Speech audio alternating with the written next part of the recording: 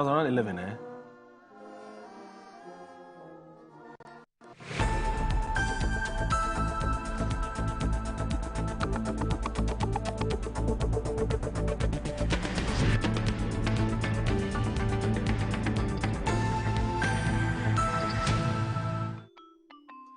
Start your kids' day the right way, filled with confidence to take on any challenge. Pepsodent Kids contains the right amount of fluoride and sugar acid protection to care for their developing gums and teeth.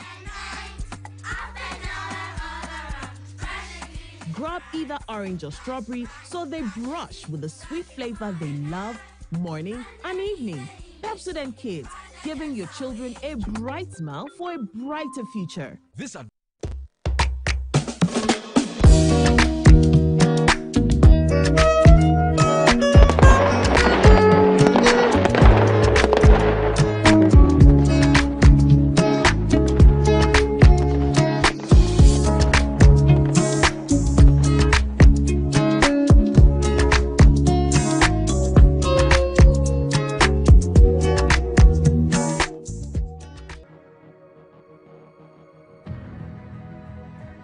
In a world where security is paramount, peace of mind should be a necessity and not a luxury. This is why Virtual Security Africa has created a special discount package up to 40% on all our CCTV systems. We are more affordable now than ever. With as low as 4,000 Ghana cedis, you can get 4 high-definition cameras, 3 terabyte hard drive, cables, and a digital video recorder. Why choose us?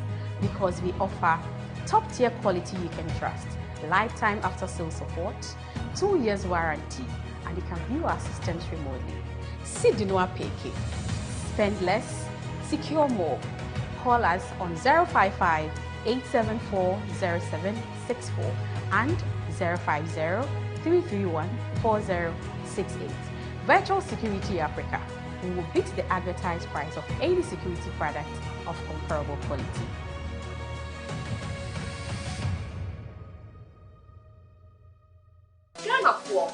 Chichi woni nara mi din e de baby da pa me di ade sonko kra na ebremo nya ode to aduane mo ama waduane e de pa na me de bremo eno any some spices de emu gwa wo bebre o various flavors ubenya eya akoko ubenya nantwie ye de gu jollof mu ma emu ye de ubenya ne de gu nkwan mu ye de gu froye mu ho na kope bito na ema waduane enye de unyimi nia ye nkon ye konko tie nyankofo eka down your communication to the all enjoy Uduba that Samu spices. What in the essence no hi.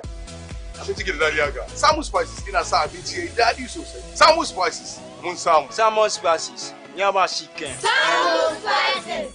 In Sanaka in Kitswa, measure 10 grams. Your chicken, spaghetti, garlic and ginger, stew, can jollof, and the flavors alpha bebre. Samu spices. Yes, Saka. FDRJ Jadien Kratoyatum. Ghana for me chichi woni nara mi din e de baby da pa me di ade sonko kra na ebremo nya ode to aduane mo ama waduane e de pa na me de bremo eno any some spices de emu gwa wo bebre o various flavors ubenya eya akoko ubenya nantwie ye de gu jollof mu ma emu ye de ubenya ne de gu nkwan mu ye de gu froye mu ho na kope bito na ema waduane enye de unyimi nia ye nkon ye konko tie nyankofo eka down your communication to the all enjoy Uduba that Samu spices. What in the essence no hi. I'm to get that yaga. Samu spices in a sa BTA daddy so say. Samu spices. Mun Samu. Samu spices. Nyama chicken. Samu spices. In Sanaka in Kitswa, measure 10 grams. Your chicken, spaghetti, garlic and ginger, stew, can jollof, and the flavors alpha bebre. Samu spices. Yes, Saka. FDRJ Jadien Kratoyatum. Ama, nansi mi jeno wo bin enko ye kwao. Ama ma ye bohu se kontomra akija. Nansi me hu se me nyo basi makura. Ama me kunu me into kwankwa. Oh you why? Enye mo give us GC lecture and in the capsules. Aye num boom and ho asem na mo kana. Ebua emma ene meme nyina. Ne ma wo ba ye obesima. Na be ma so aye be masima. Ya We be brown I'm a giant sour the shelly bottom. No when you yan and into sessing you or you chop one.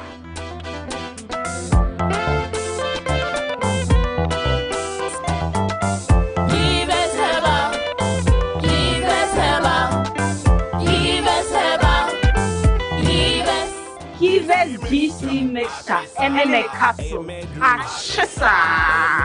A pin for a batter, one more menu for one and Konadu if you do me.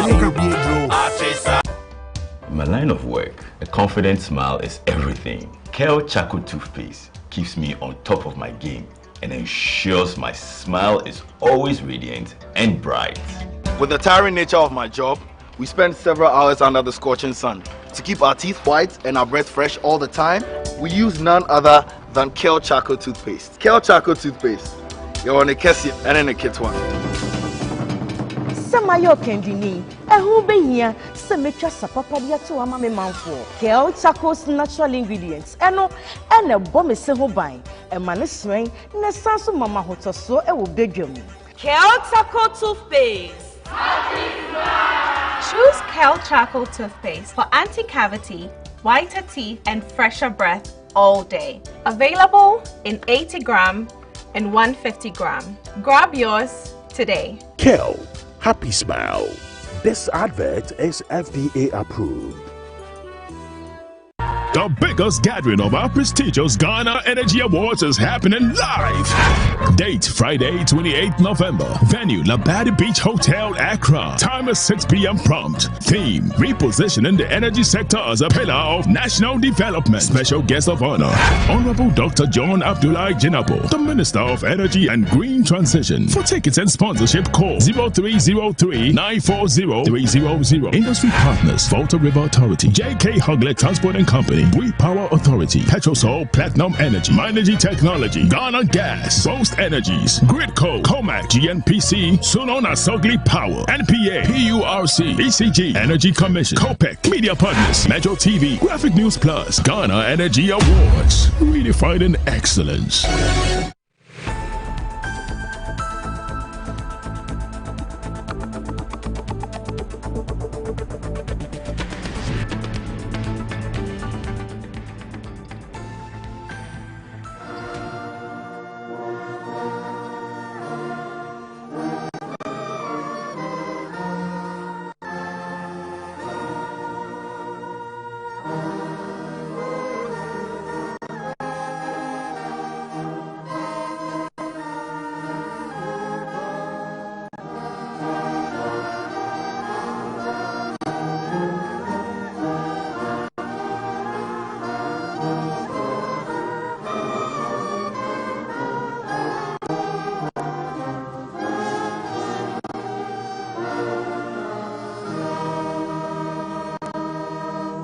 Shall we pray? O sovereign Lord, our Father in heaven, before whom generations rise and pass away, we thank you for all your servants who, having lived this life in faith, now live eternally with you. Especially we thank you for Her Excellency Nana Konadu Agyeman-Rawlings, for the gift of her life of thoughtfulness, patience, and wisdom. We give thanks for all the treasured moments and events which she shared with her family and friends, making this world richer and brighter for her presence. Give us faith, O Lord our God, to see beyond touch and sight some aspect of what life is with you. And where our vision fails, may we trust your love, which never fails. Lead us, O Lord, in this service, and may it bring glory to your name and comfort and blessings to all of us. May your face continue to shine upon us, and may your uncommon grace and favor be with us through Jesus Christ our Lord. Amen. Amen. Shall we please be seated? Dearly beloved, the Mass Choir and the National Symphony Orchestra will treat it to a rendition of Like an Eagle. But whilst they do the song ministration, I will respectfully invite the family rep who will take the biography, and those who will be taking their various tributes to come towards us at these days and be seated in anticipation for their turn. For the tributes, as stated in the brochure, we will have tributes by the children, 31st December Women's Movement, National Democratic Congress, National Democratic Party, Old Achimotans Association of 1966-67 Combined Year Group.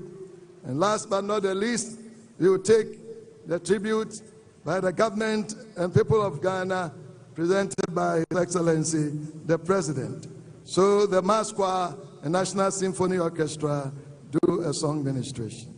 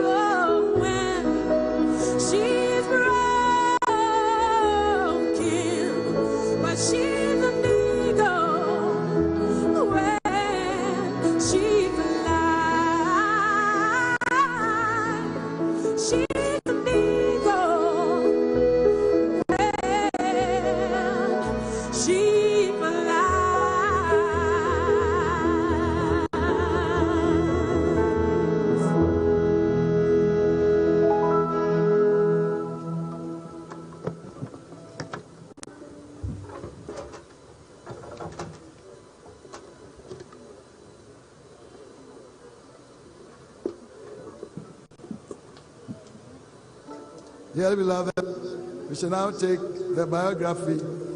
The family rep will take it in front of the days where the family is seated. Biography by family.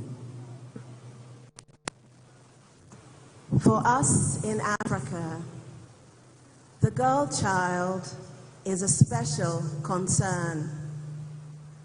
Hers is the future that is often negated right from birth. and hers is therefore the life that must be salvaged first. We must give her an education that empowers, an education that gives skills, and an education that builds self-confidence. Address by Nana Konadu Agyeman-Rawlings to the 4th World Conference on Women in Beijing, 1995. Nana Konadu Agyeman was born on the 17th of November, 1948.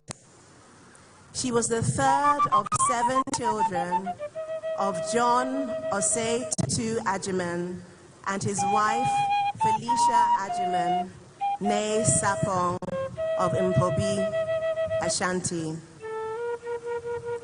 Nana Konadu's father was the son of Ohiniba Owusu Seche Agyeman, whose father was Otumfuo Mensah Bonsu, the 11th Asantehene.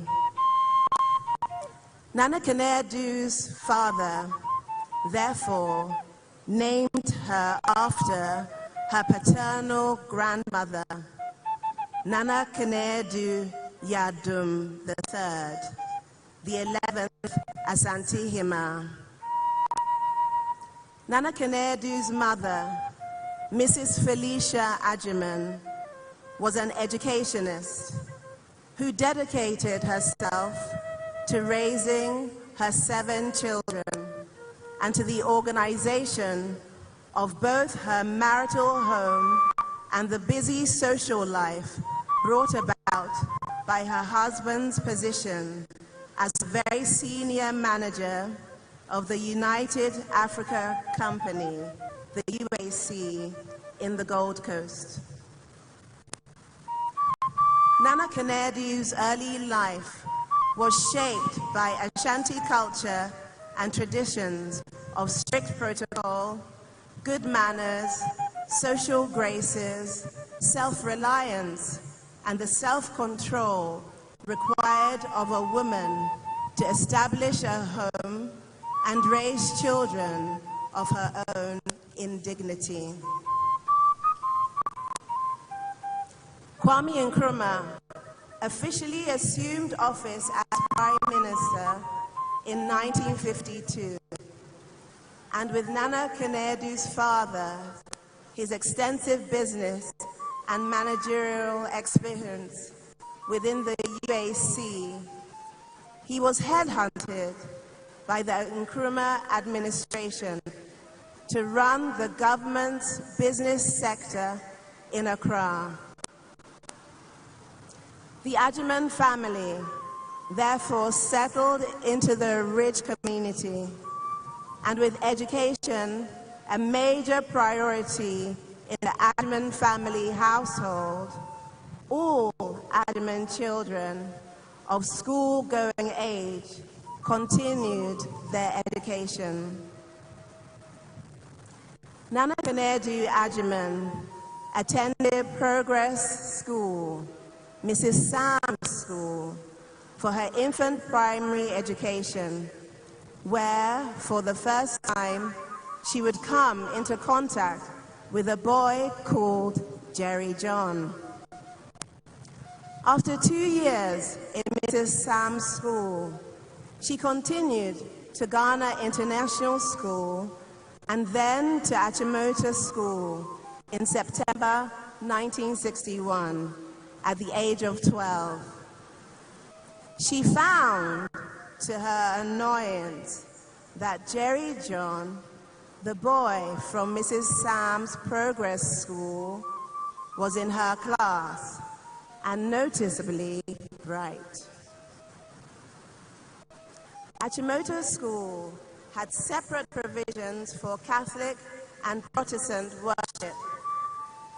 Nana Konadu attended Protestant worship because she had been raised Protestant. Jerry John, on the other hand, was Catholic, but she recounts that at the age of 15, in Protestant choir practice, Jerry John suddenly showed up to join the Protestant choir. It was much later that she would find out that Jerry John had no interest in being part of the choir. He had joined the choir to be close to her. Halfway through the year of 1966, Nana Konadu Agyeman and Jerry John completed their GCE O-levels at Achimota. While Nana went on to do her A-levels, Jerry John decided to pursue his lifelong dream of becoming an Air Force pilot. In 1967, Jerry John enlisted as a flight cadet in the Ghana Air Force and later won the Speedy Bird Trophy.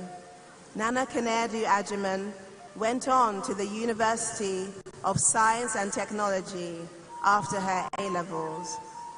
And it was at the University of Science and Technology that Nana Konadu, the student political activist, was born.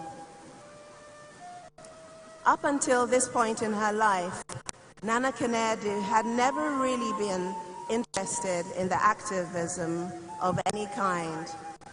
However, she soon found herself deeply engaged in student-led movements to address the growing culture of corruption in the country.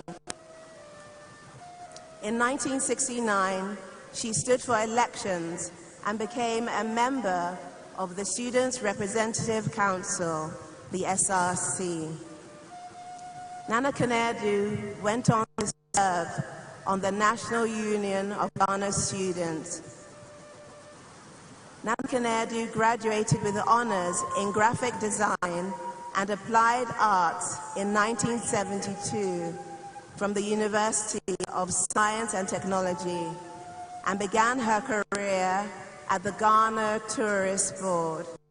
Subsequently accepted a position with the Union Trading Company, one of the largest trading companies in Ghana at the time, rising to group manager a few years later. In 1975, she earned a diploma in interior decoration at the London College of Arts. After years of courting amidst Ghana's socioeconomic upheavals, Nana Konadu Agyeman and Jerry John Rawlings were married at Ridge Church on January the 29th, 1977. Both in their late 20s, Nana Konadu was a group manager still at UTC, while Jerry John was a young pilot officer with the Ghana Air Force. As Nana Konadu traveled outside of Accra on assignment for the UTC, she came face to face with the true horrors of poverty as it gravely affected our nation's women and children. In small towns, she worked in the gated communities of the beautiful UTC compounds, where she managed the interior design of all corporate housing units reserved for executives, mostly Europeans and their families. Each housing unit was fully equipped with luxury amenities in well-furnished, British-inspired architecture and bungalows. Though she worked within the compound, she was deeply affected by the local people who lived outside the compound walls. Their plight was impossible to ignore, and it was difficult to fathom what future lay ahead for them and their children. She could not ignore these women she saw in rural Ghana. They left an indelible mark on her mind, heart, and soul. With the second coming of JJ on 31st December 1981 that ushered in the 31st December Revolution, Nana Konadu was catapulted into the position of First Lady of Ghana. She made it her life's mission to ensure that women would be empowered so that they too can contribute equally to nation building and be part of the decision-making of Ghana at every level of our society. So, in 1983, Nana Konadu Agyeman-Rawlings and several like-minded women established the 31st December Women's Movement and the objective of empowering women socially, politically, economically, and culturally to play their rightful role in our national life. As First Lady in 1982, at the time of scarcity, and at the young age of 34, Nana Konadu was also building a family. Her first child was born in June 1978 at the height of Ghana's socioeconomic decline and was named Zenato, let the darkness end, in the Ewe language, symbolizing the state of Ghana at the time. The children who followed Zenato were born in the 1980s, where Nana Konadu juggled effectively her role as mother and wife and her role as activist First Lady. Taking frequent work travels to the rural areas meant that Nana Konadu was not a woman who intended to live a life of luxury as a First Lady. There was work to be done. It is therefore not surprising that one of her key phrases was, "Pregnancy is not an illness," as she got on with her work in the rural areas during her pregnancies. Imbuing her children with her own upbringing, she balanced a strict, disciplined disposition with laughter and love. Very conscious of the political reasons that brought about the 4th of June 1979 uprising and the 31st December Revolution, Nana Konadu and her husband were very intentional in keeping her children grounded. Airs, arrogance, and a sense of entitlement were not tolerated in the Rawlings household. Having come from a...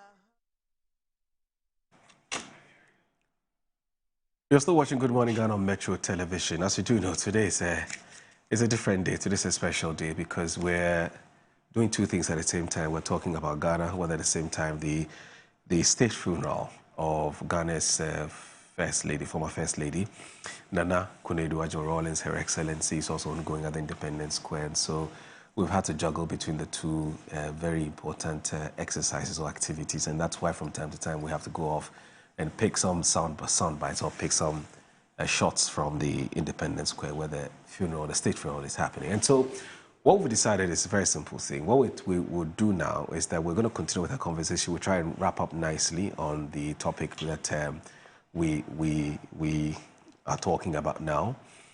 And then when the children and the first, the President, His Excellency John Dramani Mahama, is taking his turn to give his speech, we'll then hand it over to the newsroom for the newsroom to take over, and then our guest can leave and attend to some other important engagements that they have today. So, Richard and Theo, I want to sincerely apologize for this because you came here to talk and not to watch the funeral, the state's funeral, even though you don't have any problems watching it, I believe so. But I guess that we would have to look briefly at what's happening in Parliament. There have been some two key developments. The first one has to do with the Bandai seat. A Tamale High Court has made a ruling. The MPP is not happy about the ruling. The MP himself, Matthew Nyendam, has gone to court appeal against the ruling. But the minority, in fact, the majority tried to block him from attending to parliamentary duties. And the minority won't take none of that. The Speaker has had to comment on this matter once and for all, so that we're all on the same page as to exactly what the position of the law is and what the position of the House is. So, gentlemen, let's try and discuss this briefly, and then hoping that if by the time the President, yes, the President or any of the children of Her Excellency Nana Konadu Agyeman-Rawlings is talking, we can then cross over. But the Daily Graphic today says by Nana Konadu Agyeman. Interestingly, the reporter is also called Nana Konadu Agyeman, who is reporting from Parliament House, is saying that the Speaker of Parliament, Alban Sumana Kingsford Bagbin, has stated that it is premature to disqualify the New Patriotic Party Member of Parliament for Pandai Martin Yindam from participating in parliamentary business despite the Tamale High Court's annulment of the 2024 parliamentary election results for the constituency. He said the MP remained an active member of the House and was right to participate in House proceedings. Now, given his directive on a request by the majority caucus to declare the Pandai seat vacant, Mr. Gbagbe explained that under Court of Appeal rules, once a notice of appeal was filed, it automatically stays the High Court's decision for 7 days. He noted that since the ruling was delivered on November 24, 2025, the stay remains in force until December 1, 2025. Now, during this period, the High Court ruling cannot form the basis for the Speaker to instruct the clerk to notify the Electoral Commission that the Pandai seat is vacant. Mr. Gbagbe explains further that if Mr. Nyendam exercises his right of appeal, including through an application under Rules 27.1 of CI 19, a further suspension may be imposed on the enforcement of the High Court judgment until the appeal is resolved. And the story goes to talk to us about how we got here, the majority's position on this matter, and then the Speaker is back again. He said Parliament, having been duly served, had a duty under the law to ensure that the House no longer extended courtesies to Mr. Nyendam. Okay, so that's the majority chief with Roxy Nielsen, Dapia Makbo. So, and then again, the minority held a news conference addressed by, what's the name, Alexander Afenyo-Marking. It says, Kwanda Court ruling sets dangerous precedent, according to minority asserts. Konadu Agyeman, so Nana Konadu Agyeman is back again from Parliament House. It says the minority in Parliament has described the order by the Tamale High Court on the rerun of the entire parliamentary elections in the Kwanda constituency as a bad precedent for further electoral chaos. The caucus said the order was not merely disproportionate, but it was an assault on the sovereignty of the people of Pandai.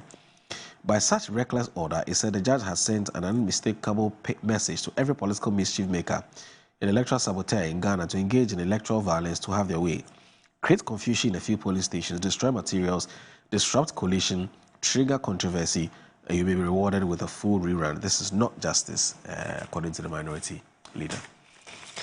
Theo, what do you make of this? Speaker has spoken. Yes, Moro, before I deal with this, let me be clear. Okay. In the last, it's not even a banter. Banter is actually a friendly thing. Let me be clear that the attribution of the fact that I said teachers should not be paid, that Richard tried to do mischief with, was not what I said. What I said specifically was they signed the thing in November, they could have paid. They didn't pay. They should allow NDC to pay it in December, period. Now, you see, when we are behaving or misbehaving, I love an expression by my senior Eduji Tamekulu, which always says, tomorrow is pregnant. We were in this country, I wasn't in Venezuela then, we were in this country when a certain Michael Ankoma Nimfa took James Jechikwesin to court. Few days later, he appeared before the Supreme Court and applied for injunction to prevent Jechikwesin from going to Parliament. I am not part of the lawyers of the NDC candidate for Bandai, and I don't know why they've not applied for an injunction. Just lifting the Jechikwesin injunction and place it before the judges. I don't know. Maybe it's in the pipeline. I don't know. But the Speaker used law you talk about, again, you also say C119. No, it's actually CI. Yes. It's the CI 97 and CI 19. Once an appeal is filed, it operates as a stay for 7 days. There is a part that we are all not getting. Before I come to that, I want to address another mischief by the leader of the nano-mini minority, that NDC were aware of the ruling in Kwandai, so they all came prepared. And do you know what? Who came more prepared? The lawyer for the sitting MP, who came prepared with notice of appeal. That is more prepared. So I'm surprised if he is not aware. Then, of course, it is by virtue of the fact that he feels that the ruling, what has gone on in court, might not be in their favor. So they should, as it were, prepare. But after the elapse of the 7 days, notice of appeal that has been filed also operates as a stay, because they are filed for a stay of execution. Now, assuming you go before the same judge that has made this order to ask that they should stay the execution, and you are not successful, you have the right to appeal against your application for stay of execution, not for the substantive matter. Assuming that too you are not successful, then you have to seek leave of the Supreme Court to bring that to the Supreme Court to appeal again, because by then the substantive matter is not before the Supreme Court. So you couldn't have just gone to them. This is purely procedural law. So this can go on for a while. But you see, Mura, I don't know how old you are, but you would have read about Rebecca Adote, Amo. There are other issues that had gone on in this court for a long time. I would advise, and I read it somewhere, that Osman Ayariga and the rest are already in Kwandai campaigning. If the guy were my client, the embattled MP, I would have advised that let's go and start the campaign. I also pay attention to the news item by the minority, the presser that they had. 2024 and early 2025, when Honorable Afenyo Markins made sure they brought some of the ballot papers to Tesano Police and declared the MPP guys duly elected. And today he's advising us that way. Sometimes it's a bit unfortunate. You see, when you portray yourself like that, there are persons who will look at you and say, I love this guy. It's an opposition and the MPP member that until he got elevated sometime back, post 2016, I used to love him so much that this guy can deliver. But when he was given the job, oh God. But you see, it doesn't matter where you are of the political divide. Your posture, what you stand for, the principles you exude will sway somebody to you, will teach somebody something. So as a leader, some of the things you've just done, again, you've just done, and today you are turning quickly. That is why I said, Eduji says, tomorrow is heavily pregnant, and I'm beginning to believe it. But fast track that. The basis of some of this is that electoral officers are never prosecuted. So when the wrong is done or they don't behave well, we all go to bed. Sometimes it is time now to start to look at people who go and take those responsibilities. If you don't do it well, there should be a penalty for it. Right. But the idea that because NDC has so much majority, they don't need Kwandai, is neither here nor there. Okay. Kwandai people need to be represented. Indeed, we had a situation where SAL was never represented. That is not what we are looking for. The people of Kwandai, they got to be represented. Okay. Richard, we have just 5 minutes to wrap up, I'm told. It's now 4 minutes. I'll give you 5. I don't understand why you have only 5 minutes. Moro. We're supposed to cross over, yeah. I don't understand what my brother is saying. The matter at the heart of this Bandai parliamentary election and then the litigation is to do with 41 polling stations. Yeah. Which result would not change the outcome of the elections. So if there were matters to do with 41 polling stations, you go and have that 41 constituency rerun. You don't nullify the whole election account of 41 polling station dispute. It doesn't make sense to anybody, not even to a baby born today. It doesn't make any sense. It shouldn't make any sense. A brother is talking about the lawyer came to court prepared. Moreover, the signs were on the wall that this judgment, from the sound of it, the look of it, it is politically procured. Because the calculation is that if you even give the 41 polling stations to NDC, the result there will not be significant to overturn. Okay, the vote garnered by Honorable Matthew Nyindam, it won't be. So then what do? Nullify the entire constituency. What is NDC's argument? And my brother is talking about people turn around and all of that. You guys can aim at him all you want. He is an individual who is leading a pack of Democrats who are determined to ensure accountability. I was hoping we'll do the budget today, again, to see what you guys are doing, deceiving Ghanaians that something is happening. Nothing is happening. Tomorrow, we are going back.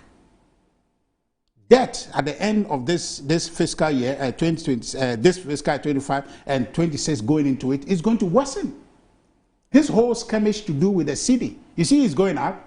It's now 12 this morning when I was checking, 12 and some.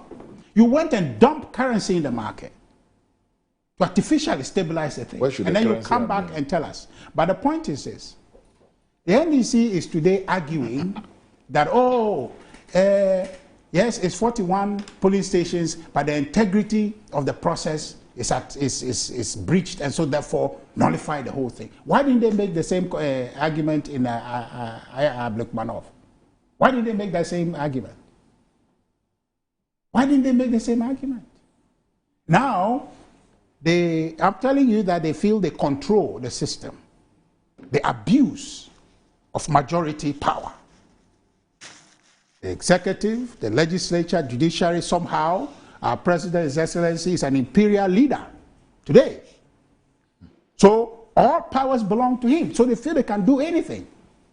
If you are saying that 41 police stations are questionable, deal with that. But somehow, no, their appetite is beyond that. They want all. Greed, they want all.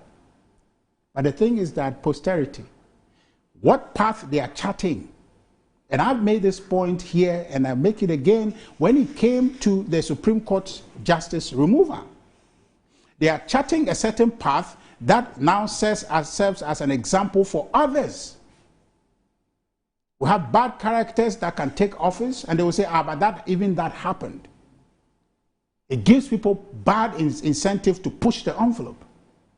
What it is now is that you can go to court and litigate. Any seat now is up for litigation. In the future, if you know you are losing an election, create some skirmish and go there and cite this as precedent. And cite this Bandai ruling as precedent. And say, Your Honor, please, let's rerun the entire election. That would destabilize our democracy. That will destabilize our democracy. I don't know what is possessing the NDC. I don't know what's possessing them. To say that 41 constituencies are at issue, and so on the basis they have some flimsy moral turpitude to tell us that, there's some integrity question. So nullify everything, let's do the whole thing. Are you joking? That you are citing matters to do with Asin North to say that that is equal? That Asin North and what we are talking here is like day and night. Nothing in comparison. What they are doing is the grandfather of all precedents they are setting. That this is a bad example. And moreover, it goes to vindicate the position we're saying that there is some inherent attempt to possess the judiciary so they can weaponize it. This is what they have done. How can any court say to us that the dispute is about 41 police stations? And looking at the numbers, even if you give everything from that police station to the man contending the result, will not make him win. But somehow, it comes to the point, say, nullify everything to give the person a chance to win. I don't understand that. Okay. Moro, I don't understand that. All right. So, I am telling you that this is bad. Our position is that if you have issue with that 41 police station, by all means, you can do whatever you want to do with that. But to nullify the entire election sets a precedent that would come back and haunt the NDC. All right. Will come back and haunt our democracy. All right. It has the potential to destabilize our democracy, especially our parliamentary elections. Let me say a very good morning to your very good friend, Nana Safo Ejiaye, the MP for Bosome Freho. He's actually watching the show and he's drawn my attention to something. Thank you very much for drawing my attention to it. And the Honourable Member of Parliament for Bosome Freho, Nana Safo Ejiaye. Thank you very much. So I guess that we'll have to end it here, and then we'll cross over to the Independence Square. The Rawlings is about to give their tribute to their mother. So thank you, Theophilus Jimega Jr., a lawyer, engineer, and also a member of the NDC's communication, and also Richard Ahiagba, Director of Communications for the MPP. Thank you very much for your time. Thanks for watching Good Morning Ghana. Assalamu alaikum wa rahmatullahi ta'ala wa barakatuh, and Juma Mubarak. Bye-bye. Mom, you lived with a conviction that shaped both our family and the country.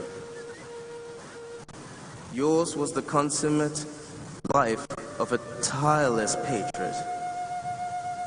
A woman who loved her country and celebrated it every opportunity she got. No problem was too small for you to personally tackle, and no problem was too small for you to personally, and no solution was ever out of your expertise. You refused the idea that a woman existed to be dependent on their husbands. You carved out your own mission, and as president of the 31st December Women's Movement, you ignite force that transformed the landscape of women's rights and education that still resonates today. The movement established about 1,000 early childhood development centers, advanced adult literacy, set up income-generating activities, and led legal reforms granting inheritance rights to women and children. Mom, you championed the United Nations Convention on the Rights of the Child and fought relentlessly the dignity and self-reliance of women. You were never just advocating, you were doing. You will be remembered as a woman of action. Your legacy resonates far beyond our family. The movement you led and your unwavering pursuit of equality will continue to shape Ghana for generations. As we grow older, we came to understand your uncompromising, kind, and relentless nature more deeply. You lived your values without reservation, believing that actions were either right or wrong, and never settled for the uncommitted gray space in between. This clarity, rare in politics, made you an exceptional leader.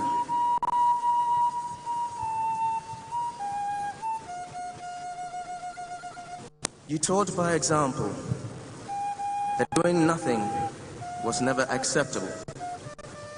Your conviction and insistence on action gave courage to the countless women and inspired a nation's democratic process. You lived a life of remarkable courage and resilience, Mom. You lived with an energy that was both generous and exacting, both full of knowledge and mystery. Time spent with you was always a lesson. To those who knew you, you were a visionary with sharp instincts. You had a way of seeing possibilities others missed. You brought hope to the end of every day, even through the sheer intensity of it all. Our father trusted you completely because you had an unfailing ability to perceive purpose and possibility.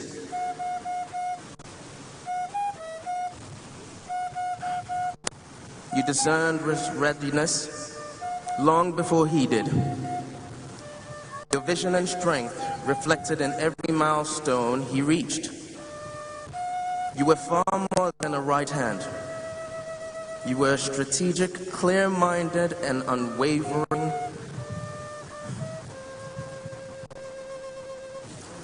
You were strategic, clear-minded, and unwavering. You and Dad were in truth one another's partner. You were one another's pillars. As a mother, you were our protector, our advocate, our confidant, and most importantly, our friend. As a grandmother, you were incredible. You were funny, generous, playful, wise, strict, trendy, and above all else, kind. You always found time for your grandchildren and understood each of them with remarkable insight. Your witty remarks, animated storytelling, and even your occasional blastings are dearly missed. Our chats and the joy of watching you dance to music, videos of your favorite artists, brought warmth and laughter into our lives. Your joie de vivre was found in the simple things, the embrace of family, good music, and dance. Mom, Queen of our hearts, your legacy lives on through the lessons you taught us, the love you shared, and the example you set. We borrow your shared strength of spirit. We are illuminated in the purity of your essence, consoled by the knowledge that your soul's mission is for a higher realm. For us, your 4 children, we will avowedly seek to sink our feet into the footsteps of your gallant ways, and with divine grace, emulate your dignified dance through life. We love and miss you, Mom. We love and miss you, Dad, so much. Thank you.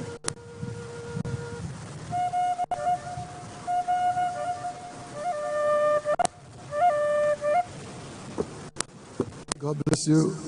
We now take the tribute by the 31st December Women's Movement. Thank you.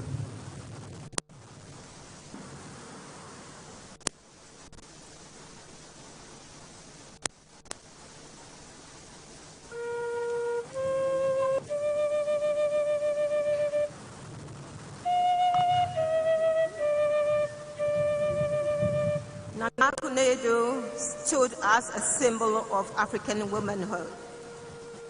Tribute to Her Excellency Nana Konadu Agyeman-Rawlings by the 31st December Women's Movement. With hearts weighed by sorrow yet uplifted with gratitude, we, the women of 31st December Women's Movement, gather to honor the memory of our founder, our leader, our mother, Her Excellency Nana Konadu Agyeman-Rawlings. Her sudden demise is not only a loss to our organization, but also a profound loss to our nation, Ghana, to Africa, and to all who believe in the power, dignity, and potential of women and children. Her passing brings up deep sorrow, yet we are comforted by the promise of Scripture. The memory of the righteous is blessed. Proverbs 10:7. Indeed, the memory of Her Excellency Nana Konadu Agyeman-Rawlings is a blessing to all of us. Her Excellency Nana Konadu Agyeman-Rawlings' vision was bold. At a time when many women in Ghana were confined by limited opportunities and social constraints, she dared to perceive a nation where women could rise, lead, and transform their communities. She believed that women were not just supporters of development, but believed that the women were not just supporters of development, but drivers of development.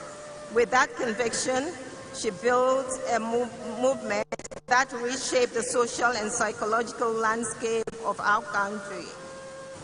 Her Excellency's work did not end at grassroots empowerment. She was a fierce and fearless advocate of systemic change. She understood that true empowerment required legal and policy reforms that protected the vulnerable and upheld justice.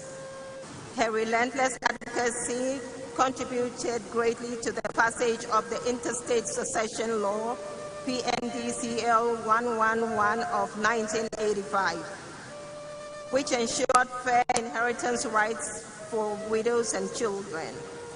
Through her tireless efforts in 1991, Ghana became the first Ghana became the first nation globally to ratify the United Nations Convention on the Rights of the Child and UNCRC. She championed the Children's Act, a groundbreaking piece of legislation that secured the rights and welfare of children across Ghana. These laws stand today as living testaments to her courage and commitment, and helped many women claim what would have been denied. Her endless advocacy was a pivotal in pushing for legislation to curb abusive cultural practices and contributed to the passage of laws that criminalized harmful social cultural practices such as surrogacy and female genital mutilation. Her efforts echo the biblical call in Micah 6:8. And what does the Lord require of you? To act justly, love mercy, and walk humbly with your God. Nana Konadu lived this out by standing for justice and defending the vulnerable. Under her leadership, the 31st December Women's Movement was founded, and its achievements were concrete and tangible for Ghanaians, especially women and children, to enjoy. The movement mobilized 2 million women across the country, with over 1,000 preschools, freeing mothers to engage in economic activities. With the enormous work being undertaken by the movement over the years to eliminate and alleviate poverty in Ghana, The movement received assistance from various countries and international agencies for specific projects and sought support from outside sources to aid the development of Ghanaian women. Numerous groups, nationally and internationally, formed alliance with the movement and worked closely with the organization. Over the years, she sought funding from different sources to no avail due to misconceptions about the status of the movement. These led to the changing of the name of the organization to Developing Women for Mobilization, with the consent of the leadership of the movement in all the regions. Comprising of those who were still active and aligned with the organization in the year 2013. This change helped the repositioning of the movement and placed it in a better position. Her endless efforts has maintained the status of the movement to date, and for that, we, the women of the movement, are grateful to her. 31st December Women's Movement was her heartbeat, her mission, and her lifelong commitment. Under her leadership, the movement grew from a small collection of dedicated women into one of the most influential and formidable empowerment organizations Ghana has ever known. Nana Konadu Agyeman-Rawlings traveled from village to village, community to community, listening to the concerns of women, encouraging them and mobilizing them into a united force for progress. She introduced programs that touched every aspect of a woman's life.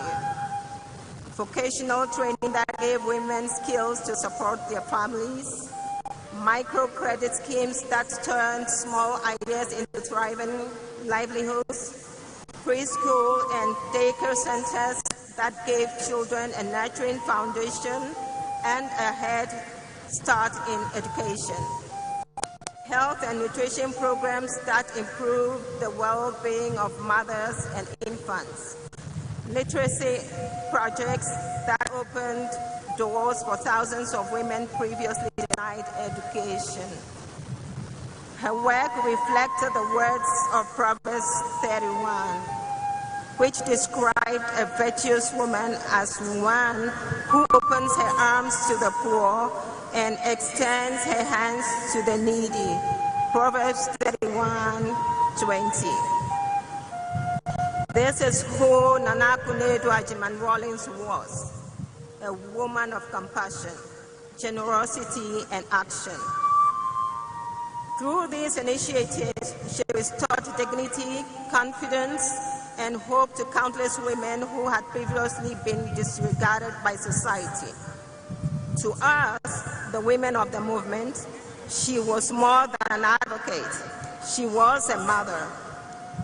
She believed in us even when we doubted ourselves. She pushed us beyond our comfort zones, taught us to lead with confidence, and reminded us that every woman had within her the strength to transform society. She celebrated our victories, corrected us with love, and never stopped encouraging us to aim higher. Even in moments of challenge, she displayed the resilience described in Isaiah 40:31. But those who hope in the Lord will renew their strength. They will run and not grow weary. They will walk and not faint. Her strength renewed our strength. Her bravery fueled our courage. Even in moments of difficulty, when others chose to leave, when some members of the executives in the movement drifted away, she remained steadfast. She never allowed difficulties to dim her purpose. Instead, she chose resilience. She chose service. She chose to keep building with those who stayed, inspiring us with her humility, fortitude, and unshakable belief in the missions of the organization. Her life was a lesson of dedication. She showed us that leadership is not about titles or recognition, but about standing firm when it is hardest, lifting others when they are weary, and working wholeheartedly until the very end. She was bold, articulate, principled, and deeply dedicated to the people she served.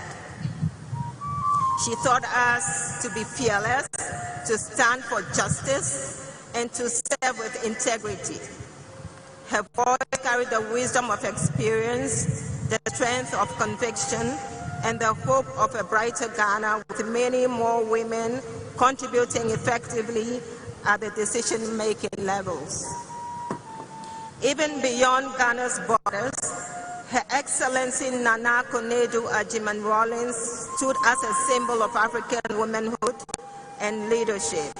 She represented our nation in international forums, championing gender equality and children's rights.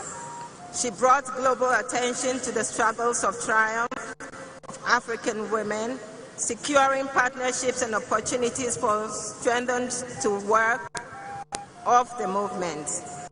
That strengthened to work of the movement. Sorry. As we reflect her life, we see a legacy that is vast, enduring, and immeasurable. Her work lives on in every woman who gained economic and social independence through the movement. It lives on in every child who benefited from the DWM preschool, the parents who sent their children to the daycare so that they could concentrate on their works. It lives on in every community uplifted by her programs. It lives on in the laws she helped shape, the leaders she mentored, and the generations of women she inspired to believe in themselves. The opportunities she gave many women of developing their careers. All these did not come without challenges, but the strength of her resolve took her through, holding our hands to keep moving. Today, though our hearts are heavy, we choose to celebrate her. God bless this nation with this woman of extraordinary purpose. We celebrate a visionary who paved pathways where none existed. We celebrate a mother who nurtured the dreams of countless women of different ages and backgrounds. We celebrate a leader whose dedication reshaped Ghana's social fabric, and we celebrate a life that continues to echo through every accomplishment of the 31st December Women's Movement. As we bid farewell, we take comfort in the words of 2 Timothy 4:7. I fought the good fight. I finished the race. I have kept the faith. Nana Konadu Agyeman-Rawlings fought her fight courageously, passionately, and with unerring faith in her mission. She finished her race honorably, and she kept the faith in her people, her movement, and her nation and her God. We affirm our commitment to uphold her legacy. We will continue to work the work she began, advancing women's economic empowerment, protecting the rights of children, and building strong communities anchored in justice, equality, and compassion. Her journey may have ended, but her vision still lives on in each one of us. Though she is no longer with us in body, her legacy remains deeply rooted in this movement. Her vision will continue to guide us. Her spirit will continue to strengthen us. And her work will continue in every woman and child whose lives she touched. Rest in perfect peace, Your Excellency Nana Konadu Agyeman-Rawlings. You remain forever our founder, our leader, and our mother. Your legacy is eternal, and your spirit will continue to guide this movement for generations to come. Thank you.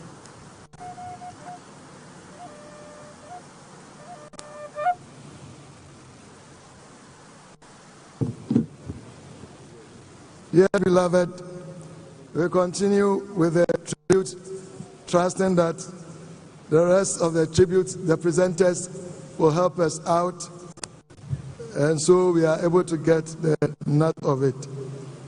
We will take now the tribute by the National Democratic Congress.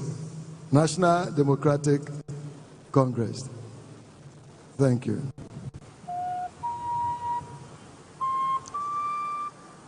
Tribute to a trailblazer,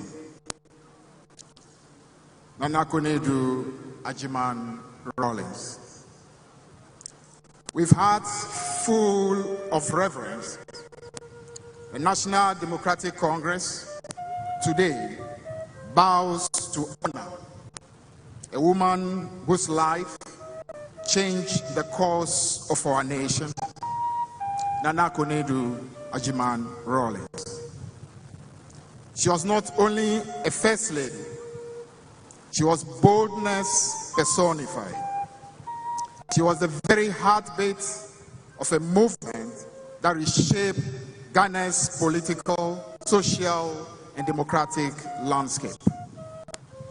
From her early years at the Ghana Tourist Board and the Union Trading Company, she engaged directly with the struggles of ordinary women.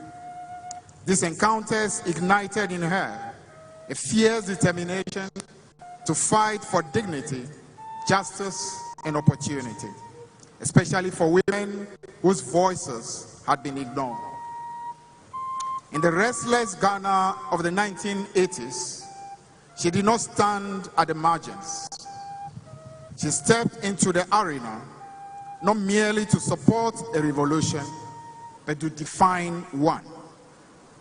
A founding of the 31st December Women's Movement was one of the boldest acts of leadership in our national history.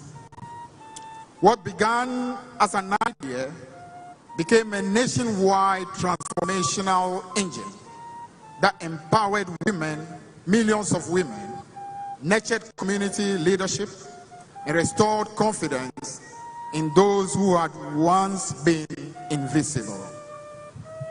Under her commanding and charismatic leadership, over 870 early childhood centers rose across the country. Today, thousands of adults in their 30s and 40s carry the gift of early education because Nana Konadu and her movement walked into their communities and planted opportunities where none existed. Her work was practical, personal, and profoundly transformational. Her advocacy went far beyond education. Through literacy drives, micro-enterprise programs, and legal reform, she helped thousands of women become informed earners and confident citizens. Her boldness influenced the passage of the Interstate Succession Law, PNDC 111, a watershed legislation many rightly call the Nana Konadu Law. She stood between widows and injustice, fighting to ensure that no woman was left homeless or powerless in her darkest hour. Her fearlessness also took Ghana to the world stage. At the 1995 Beijing conference, she spoke for the African girl child with a clarity and authority that commanded global respect. Above all, Nana Konadu Agyeman-Rawlings was a foundational pillar of both the PNDC and the NDC. She did not operate from the background. She was at the very center, organizing women, building structures, shaping strategy, strengthening grassroots, and helping give birth to a party that was not just political, but deeply connected to the people. The history of the NDC cannot be told without her name spoken boldly and with honor. She was not an observer of the struggle. She was an architect of its success. She was not a mere participant. She was a pillar, strong, unyielding, indispensable.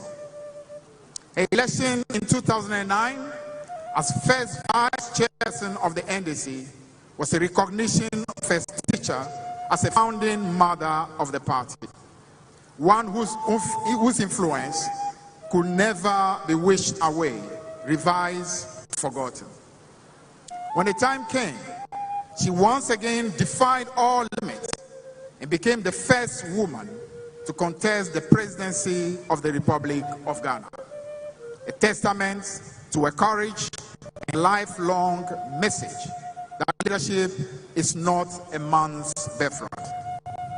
Today, as we mourn, we also celebrate a woman who lived with intention, who spoke a truth without fear, and who served this country with unshakable conviction. A legacy lives in every confident girl who walks into a classroom, every widow protected by law and dignity, every woman who now knows she can lead, every community where early education took root, and every structure of our political tradition that she helped build with her own hands. On behalf of the National Democratic Congress, we say, thank you, Nana Konadu. Thank you for your service. Thank you for your courage. Thank you for the lives you uplifted. Thank you for the foundations you laid, foundations that can never be erased from the history of the PNDC or the NDC. Your race is run, but your legacy endures. Your fire continues to burn in a new generation, unafraid to be bold. May your soul rest in perfect peace. Rest well, mother of the movement. Ghana is better because you lived. Thank you.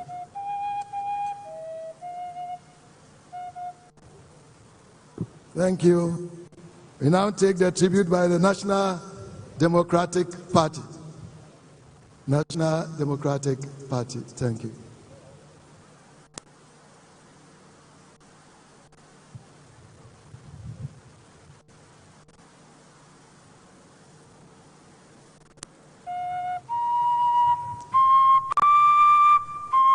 Official tribute by the National Democratic Party in honor of Her Excellency Nana Konadu Agyeman-Rawlings, founder, visionary leader, and mother of modern Ghanaian democracy.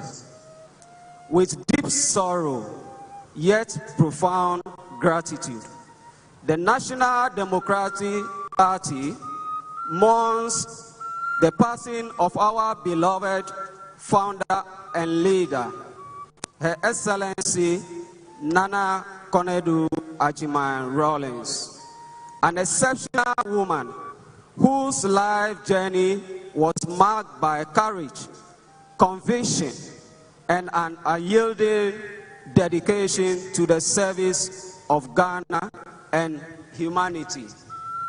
Nana Konadu was not only a political icon, but also a visionary whose legacy of empowerment, justice, and democratic reforms continues to shape the conscience of our nation.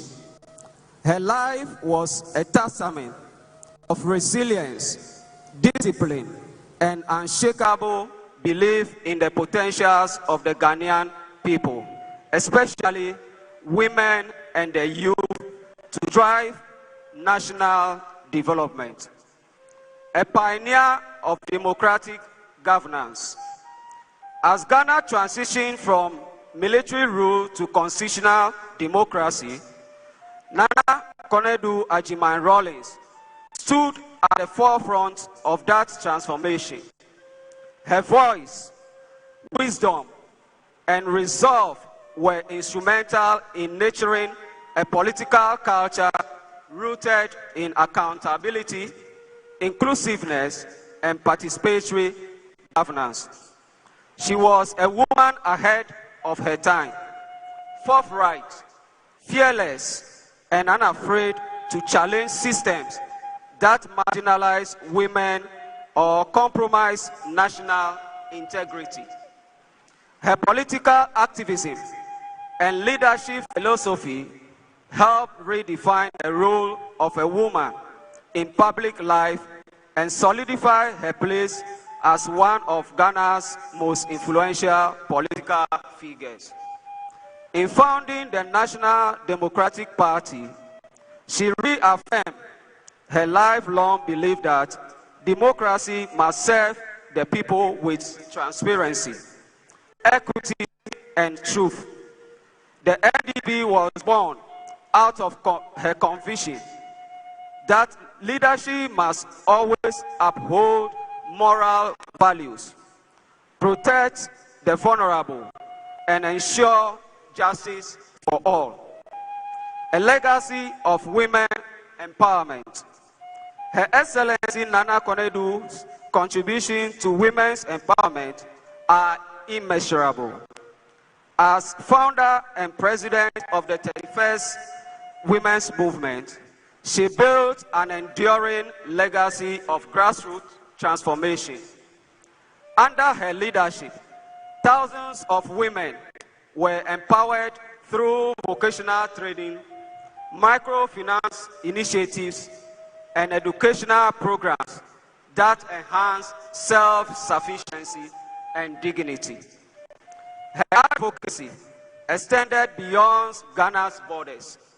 She championed gender equality at global platforms, influencing policies that advance women's rights and social protection across Africa.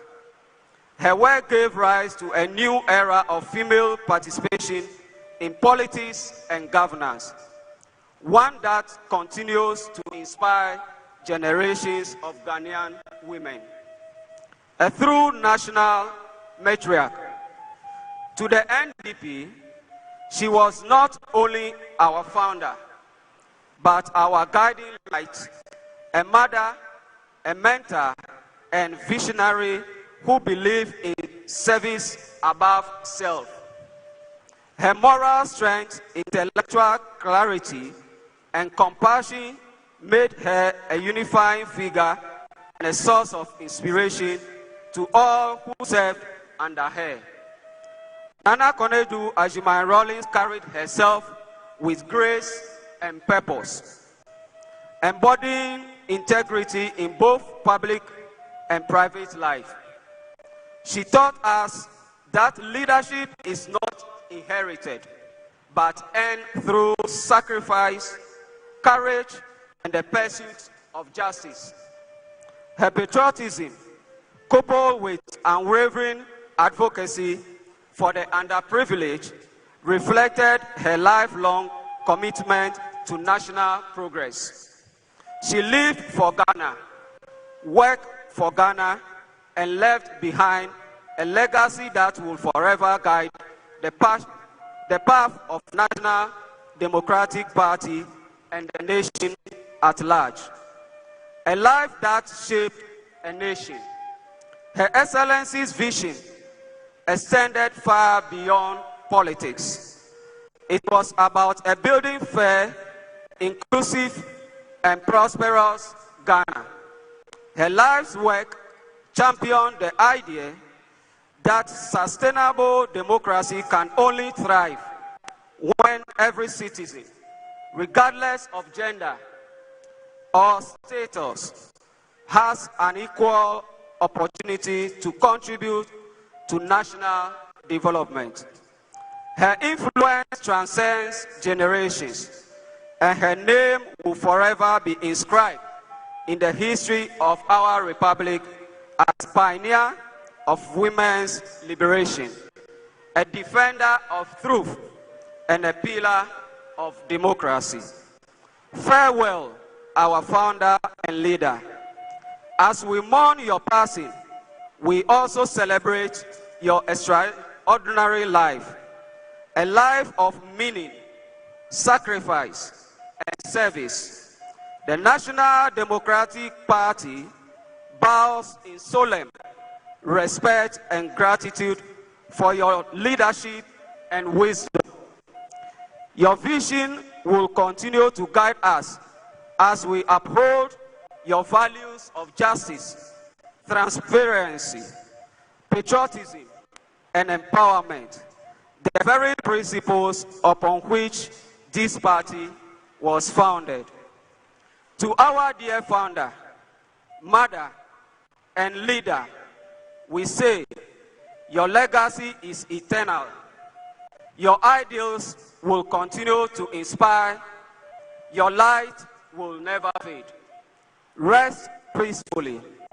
Your Excellency, Nana Konadu Agyeman-Rawlings, Mother of the Nation, trailblazer of democracy, and everlasting flame of the NDP. Thank you.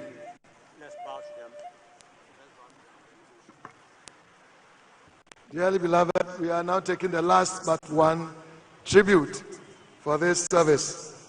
And the tribute is from the Old Achimotans Association, Combined Year Group, 66-67.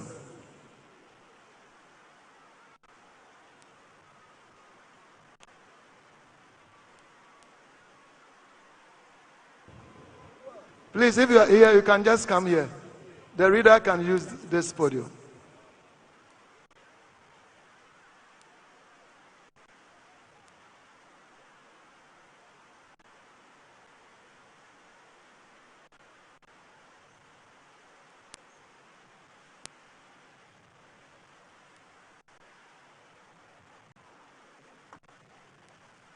May I respectfully invite all Achimotans, that's our custom, to come near the casket, attire or otherwise. We'll sing our school hymn before the tribute, and then the school song after the tribute. Thank you.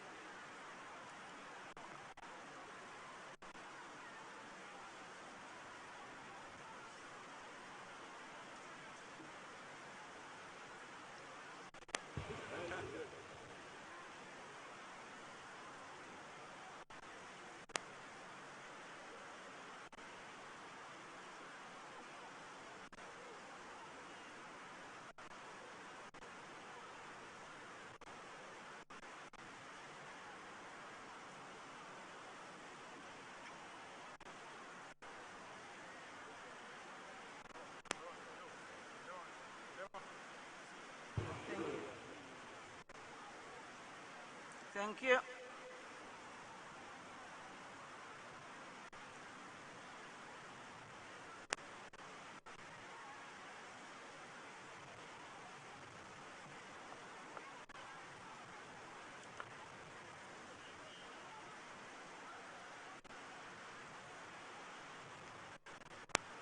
Great city of the outlaws here.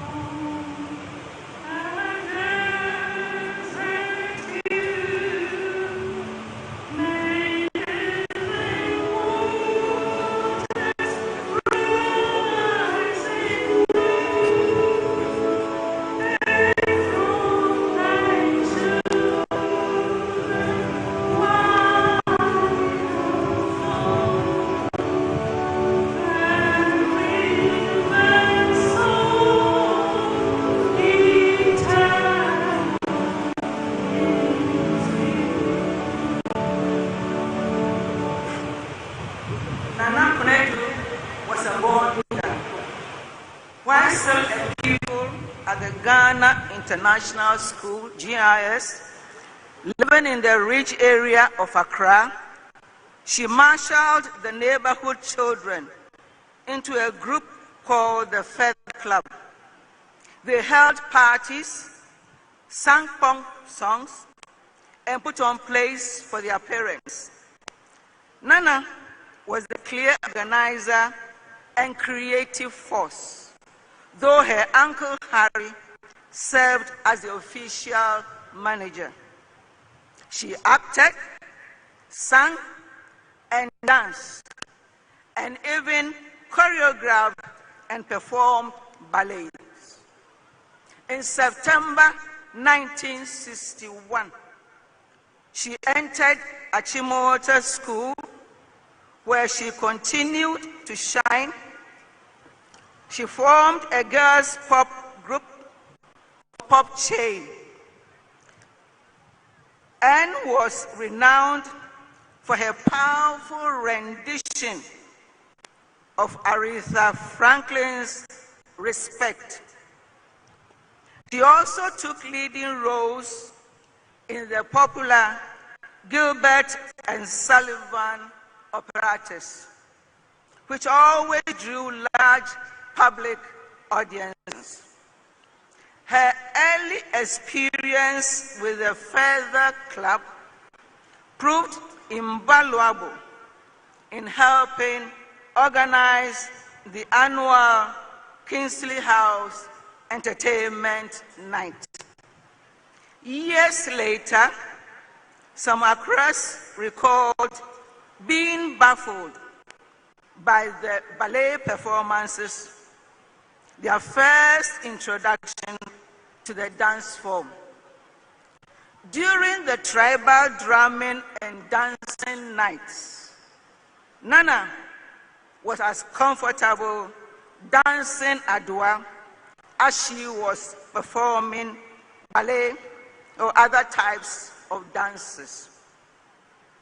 Queen Elizabeth II made a state visit to Ghana in November 1961, just 2 months after Nana had entered the school. With Achimota on her itinerary, a physical education group was selected to perform for her. Polished by her GIS training in gymnastics and ballet, Nana was the star of the show with her leaps, her splits, and incredible handstands.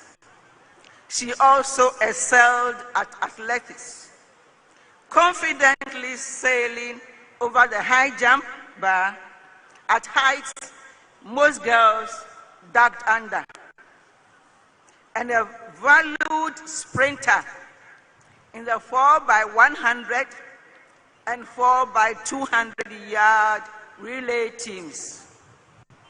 During house practices, she would encourage and coach her less proficient peers in rounders, netball, and hockey. She also swam and took up lawn tennis in sixth form. She was a key player on Kingsley House teams and represented the school in local and international competitions. Achimota offered many extracurricular activities, and Nana was actively involved in the Girl Guides, Red Cross, and school choir. She managed her time well, never neglecting her studies. In Form 5, she and a group of girls would spend hours in the peace of the house mistress's study, reviewing past questions from the West African Exams Council. Although we were competitive, the group was united, focused on helping each other master the material in the hope of collectively outperforming our perceived rivals at Aburi and Wesley Girls High Schools. There was still time for fun, particularly in Kingsley House, which Nana had chosen because her older sister, Nana Yai Cha of blessed memory, had been there for 3 years. Though many of her neighborhood and GIS friends had chosen to join her in Kingsley, Nana quickly expanded her circle of friends. She wisely warned the new girls, or Ninos, about the various forms bullying could take. But thanks to the protection of Sister Yacha and her friends, we experienced very little of it. In later years, Nana extended the same kindness to younger girls who looked up to her and competed for her attention. She was a member of several soaking groups, enjoying snacks from various chop boxes without ever gaining weight. On Sunday mornings, she could be found in the common room singing and dancing to rock and roll with friends. To those who knew her best, she was creative, sociable, and the life of every party. But by contrast, some other students perceived her as quiet and reserved. If there was a budding relationship between Nana and her classmate Jerry John, it was so well concealed that most of us were astounded years later to learn they got married. In sixth form, many assumed Nana would be the obvious choice for entertainment prefect. The authorities, however, selected her to be Kingsley House prefect, a decision that reflected her overall leadership qualities, her popularity, and the fact that the younger girls saw her as a role model. A good school helps students identify their talents and nurture their potential. Nana Konadu took full advantage of everything Achimota had to offer. Its exceptional art school led by Kofi Antubam, strong academics, great sports facilities, and numerous extracurricular activities. She continued to develop her interests at the then University of Science and Technology, UST, which she entered in 1968. As one of fewer than 80 women in African Hall, a hall that had opened the previous year. She threw herself into her art studies and participated in several sports, representing UST in the Ghana Inter-University and West African University Games. In her second year, she ran for African Hall Secretary, a role that along with the hall president came with automatic membership of the Student Representative Council, SRC. She was re-elected twice, serving for 3 years, including as SRC Secretary during P.V. Obey's presidency. While advocating for the entire student body, she still found time to organize highly successful African Hall events, such as a fashion show and a hall dance. Her time at UST helped her education in Ghana, which prepared her well for a future she could not possibly have anticipated. Nana and Jerry John stood with us after we left Achimota School, helping to raise funds for our 25th and 50th anniversaries, always committed to giving back to the school that shaped us. As we look ahead to Achimota's centenary celebration, their absence will be deeply felt. Nana, we will miss your spirit, your dedication, and your presence as we honor the legacy you helped us build.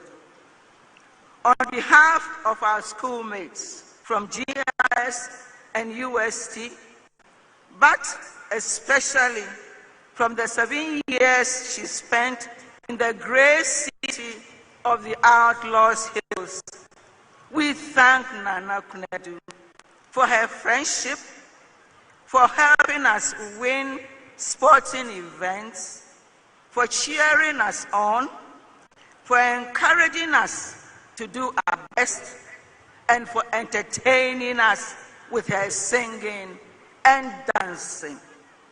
We cherish the memories of our time together. Rest in peace, dear Accra. From Gambanga to Accra.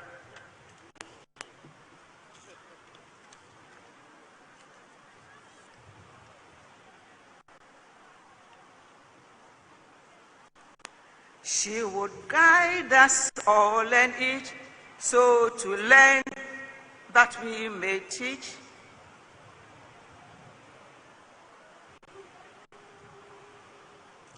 Play the game, shout her.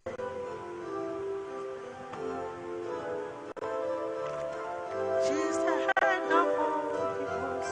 She's the one.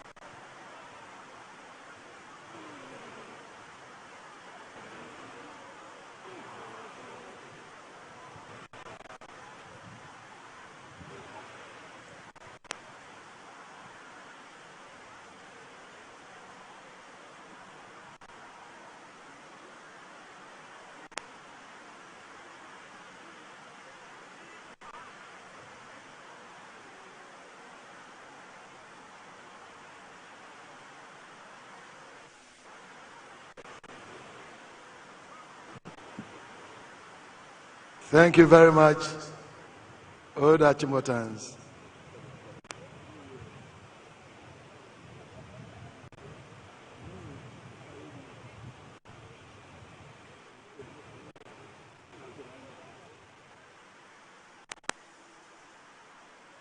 God bless you. Well done.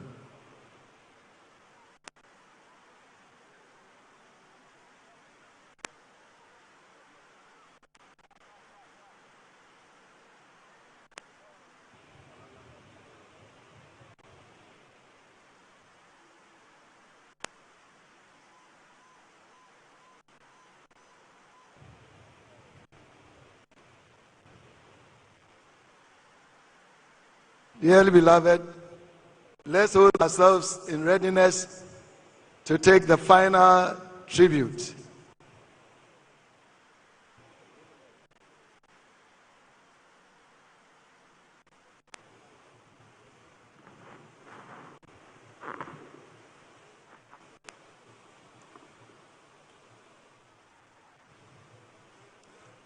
Tribute by His Excellency, the President of the Republic of Ghana, His Excellency John Dramani Mahama. Today we gather with heavy hearts to honor the life and legacy of a truly remarkable woman, Nana Konadu Agyeman-Rawlings. She was a towering national figure whose influence, courage, and contributions to Ghana will continue to resonate for generations. Nana Konadu was far more than a former First Lady. She was a pioneering leader, an unwavering champion of women's empowerment, a trailblazer in our political landscape, and a deeply committed patriot. Her life story is one defined by boldness to speak, to challenge, to lead, and to stand resolutely for what she believed was right for Ghana. As First Lady, she redefined the role and transformed it into a platform for national development. Through her inspirational leadership of 31st December Women's Movement, she expanded opportunities for women and girls, especially in rural communities where support was most needed.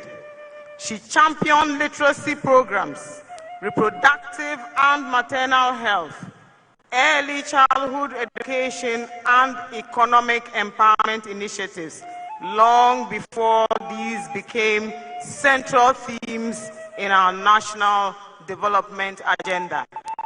Her work touched thousands of families and laid the groundwork for many of the gender-sensitive policies and social interventions that Ghana benefits from today.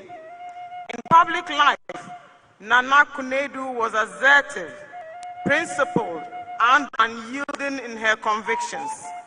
She was never afraid to push boundaries or to stand alone when her conscience called her to do so. Yet behind the determined public image was a warm, engaging, humorous woman, devoted to her family and fiercely protective of those she loved. As a mother, grandmother, sister, friend, and mentor, she brought energy, clarity, and purpose to every space she occupied. Nana Konadu lived a life of service, courage, and deep conviction. Even in challenging moments of our national journey, she carried herself with dignity, always guided by her commitment to Ghana's unity, progress, and stability. She believed passionately in the transformative power of women and the potential of young people, and she dedicated her voice and influence to help uplift them. Her passing is a profound loss, not only to her beloved family, to whom Lordina and I extend our heartfelt condolences, but also to our nation. It marks the closing of an important chapter in Ghana's political history and social history, even as her example continues to inspire generations to come.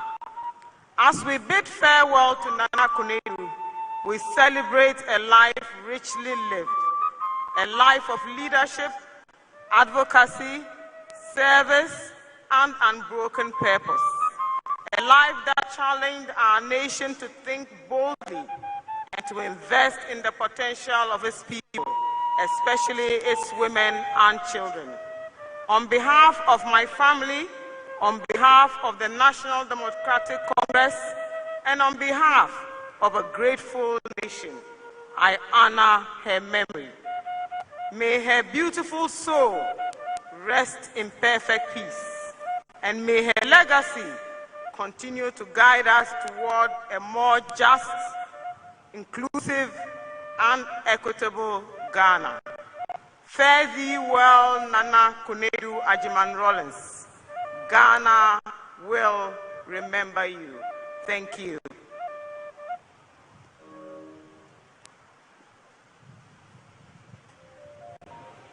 Thank you, Your Excellency, for the tribute.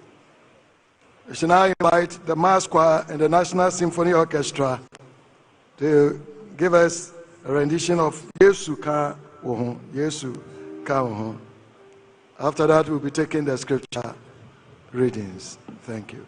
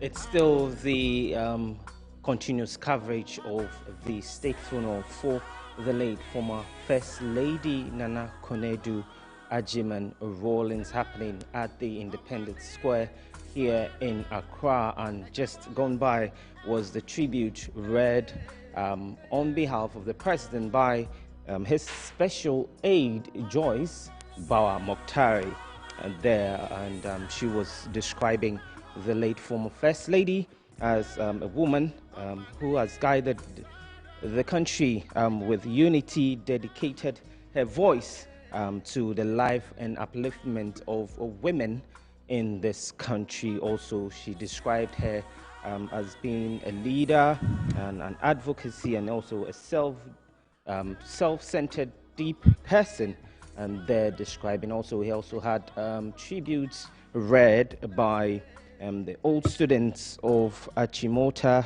That's the combined year group of 1966 and 1967. There also we had a tribute being read by the National Democratic Party. Also, the National Democratic Congress also read a tribute there for the late former First Lady. Also, we had tributes from 31st December Women's Movement. They're also reading their tributes there. I'm here doing this with my co-presenter, Harriet Adi.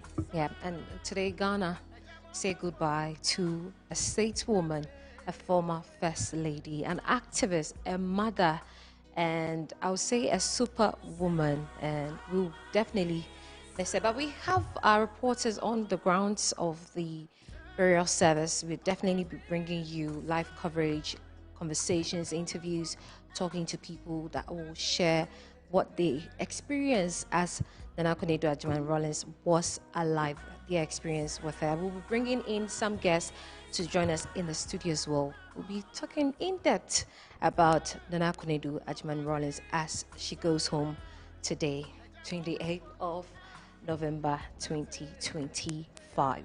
All right, and so the takeaway from the tribute read by the National Democratic Party, that's the party she broke away NDP. from the NEP when she Yeah. broke away from the NDC to form as a result of some misunderstanding she had with the National Democratic Congress, and then they say her vision will continue to guide the ideals and also continue to inspire them moving forward in their lives. Also, Harriet, you also heard about the tributes being read by the old students. What would be your takeaway? I mean, when I was listening to them, I was surprised. I was full of smiles because I was just imagining it. Because, you know, we grew up watching her and some saying that she's an iron lady. And the fact that she's dancing, splitting, singing, and, you know. She was a very active sports person Yeah, as dancing well, to rock and roll. Yeah. I was just smiling that, okay, so she was that active. And it's quite unfortunate that she has passed away because we're really looking forward to having the first female president of Ghana. And unfortunately, she was one of the people that you can say that she was viable. She was, I mean, she could have stood as the president, be a president of Ghana, but Right, so her death knows significant best, role yeah. in both the social and political development of the country is very something to look out undeniable, for. yeah, Right. yeah. So it's still ongoing, the burial service or the state service, burial service of the former First Lady Nana Konadu Agyeman-Rawlings, and today she finally goes home. As I said, we're bringing you live coverage. The president has given his speech that was read by Joyce Bawa Muktagri, and yes, we'll be bringing you more of that. The clergy is currently giving the preaching as they do. As a sermon. Yes, the sermon, thank you, as they do at the burial service. I don't know whether if we can take so that. looking at the lineup, it's quite a long one. Yeah. Right. So there's a part 3 that's at the cemetery. We're going to have the Yeah. procession, the scripture sentences. There will be committal and prayer, vote of thanks, and also and all that featuring in this state funeral for Ghana's longest serving First Lady that spanned for over 2 decades there. Some have described her as a very a strong pillar when it comes to the advocacy for women. Women, especially, Right. yeah. Okay, so we can now switch back and take the sermon from the grounds at the Independence Square. The choir will lead us stand and sing MHB 427. MHB 427, page 6 in the brochure. We shall stand to sing.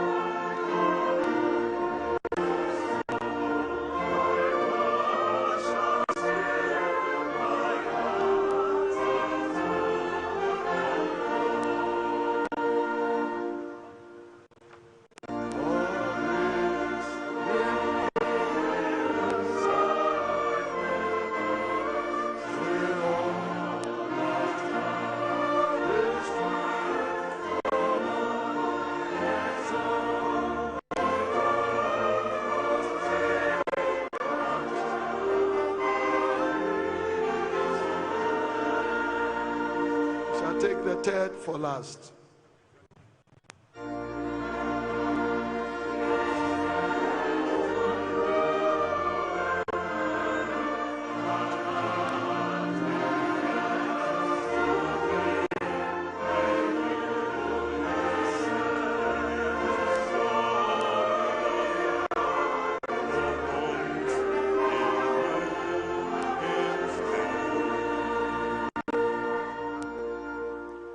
I speak to you in the name of the Father, the Son, and the Holy Spirit. Amen. Please be seated.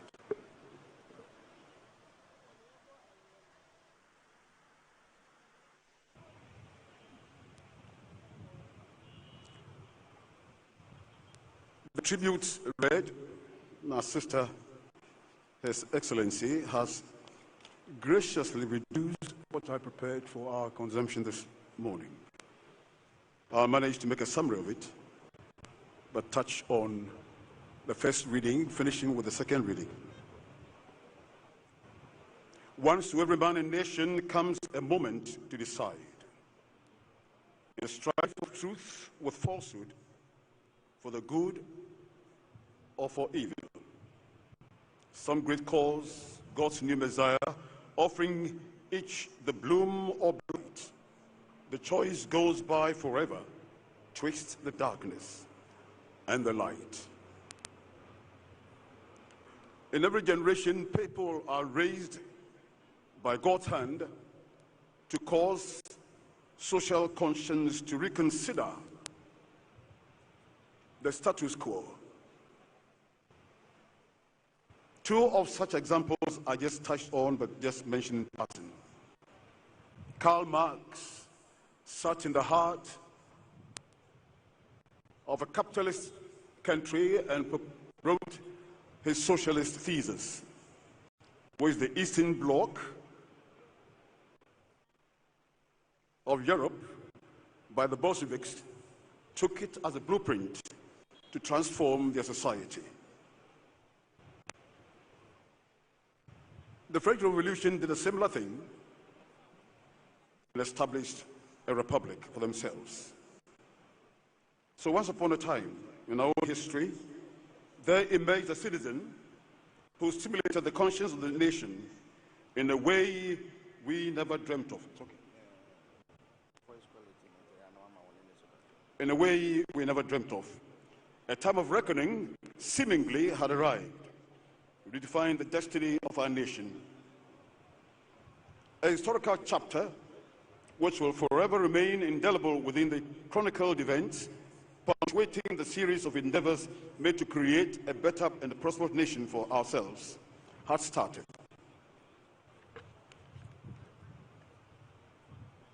And this citizen will later become a household name and to govern us for a considerable period. He had a life partner, a helpmeet, as the Bible puts it, who equally possessed lofty ideas, seen in how she mobilized our women folk to participate effectively in national affairs by forming the 31st December Women's Movement for social economic programs and, by extension, a political wing for social reform, empowering our women folk to put their God-given talents to productive action and changing the face of our nation. This young lady is the one today for which reason we are gathered.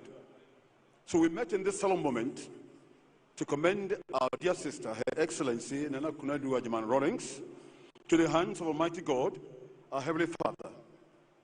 For in the presence of death, Christians have sure ground for hope and confidence, and even for joy. Because the Lord Jesus Christ, who shared our human life and death, was raised again triumphant and lives forever. In him his people find eternal life. Let us now then look at what the scripture wants us to know. From Ecclesiastes chapter 3, the first 8 verses and verse 22, as was read to us, the following is gathered for our thoughts this morning. The writer is believed to be the wise King Solomon. And Solomon saw and examined life in all its facets as spelled out in chapters 3 to chapter 10 of Ecclesiastes in the Old Testament of the Holy Bible. In his argument, he did not see life as being monotonous or meaningless. First, he saw something about the human existence and its created order.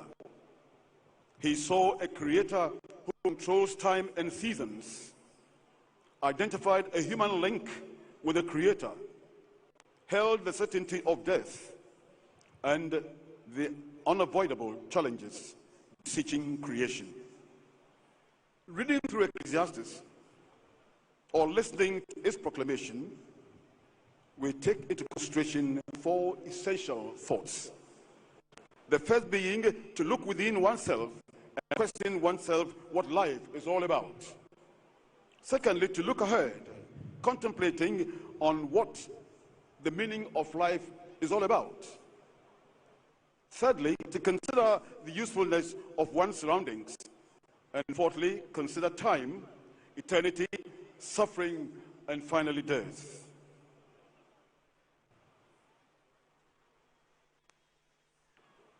King Solomon believed that life is not a human accident, it's a divine appointment. And he placed everything in the hands of God, that God controls all things. So a time for A and a time for B, a time for C and a time for D, all controlled by God.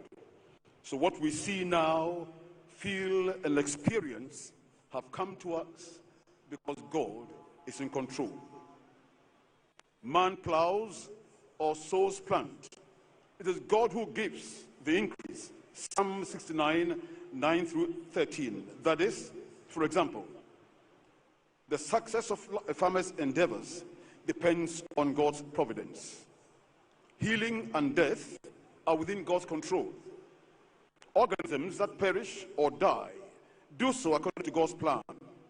Those that survive pestilence equally depend upon God's will. Here it is God who gives life.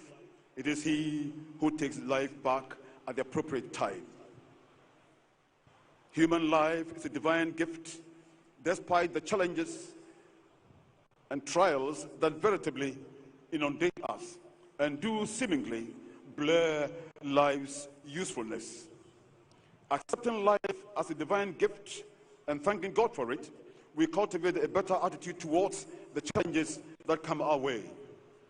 To accept life as a burden, we miss life's usefulness. If we view life as burdensome, we miss its usefulness. By being a divine gift, we benefit immensely from its usefulness. Bereavement, for example, must be seen positively as an inevitable stage in the cycle of life, which to the preacher or to Ecclesiastes is equally God's chosen way, indicating the exit from among the living to the spiritual realm. Genesis in the Old Testament, human life is a replica of the divine nature of God. Ecclesiastes therefore holds that human nature has eternity within it.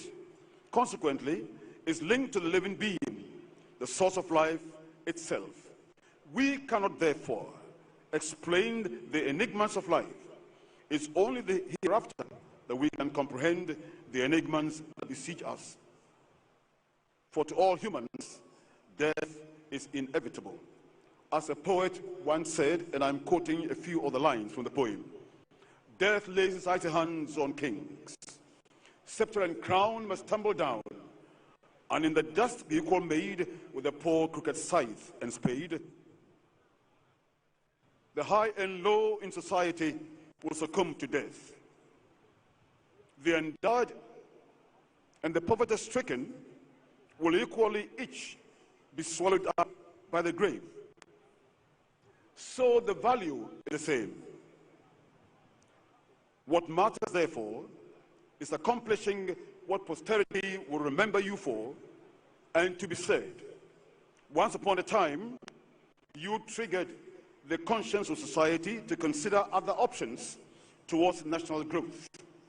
And succeeding generations will say, that was and that will be our nation's finest hour. The contributions of this lanky young man who stimulated our consciences some time ago and his heartbeat. Posterity will one day, when they go through all our histories and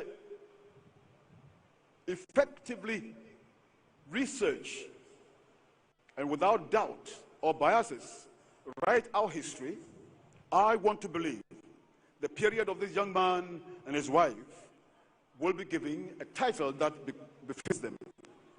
And posterity will say their time was indeed our finest hour.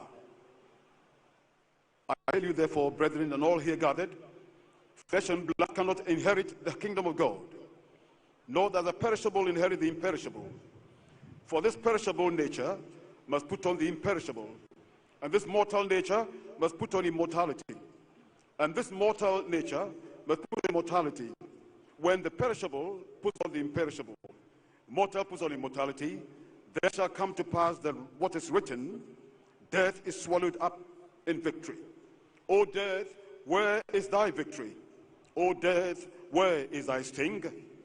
The sting of death is sin. The power of sin is the law.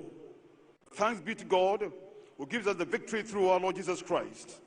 Therefore, my beloved and all here gathered, be steadfast, immovable, always abounding in the work of the Lord, and doing the best that our nationals will remember you for. Always abounding in God's work, knowing that in the Lord our labors shall never ever be in vain. So to the Breed family, Yamamu Yako, Otiko Koswa, Udishye, Efimu, Yamamu Yako, Rawlings family, our deepest condolences. All Ghanaians must rejoice that the Rawlingses have given us a direction in life. And by multiplying that with life past and adding that to that which is to come, our history will then fall. We pray God to grant to our sister safety and peace of rest in him. One day we believe, during the day of resurrection, we shall meet again. God grant you peaceful rest, our dear sister. To all and sundry, seek for Christ, love for Christ, live in Christ, that that which is prepared for eternity will be yours. That is when the chaff will be separated from the wheat. Be among the wheat, not among the chaff. I pray that this becomes your portion now and always. In the name of God the Father, God the Son, God the Holy Spirit.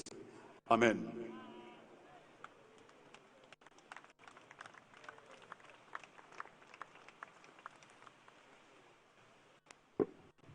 God bless you, most Reverend, for the inspiring message. The Mass Choir and National Symphony Orchestra will give us the rendition of The Trumpet Shall Sound.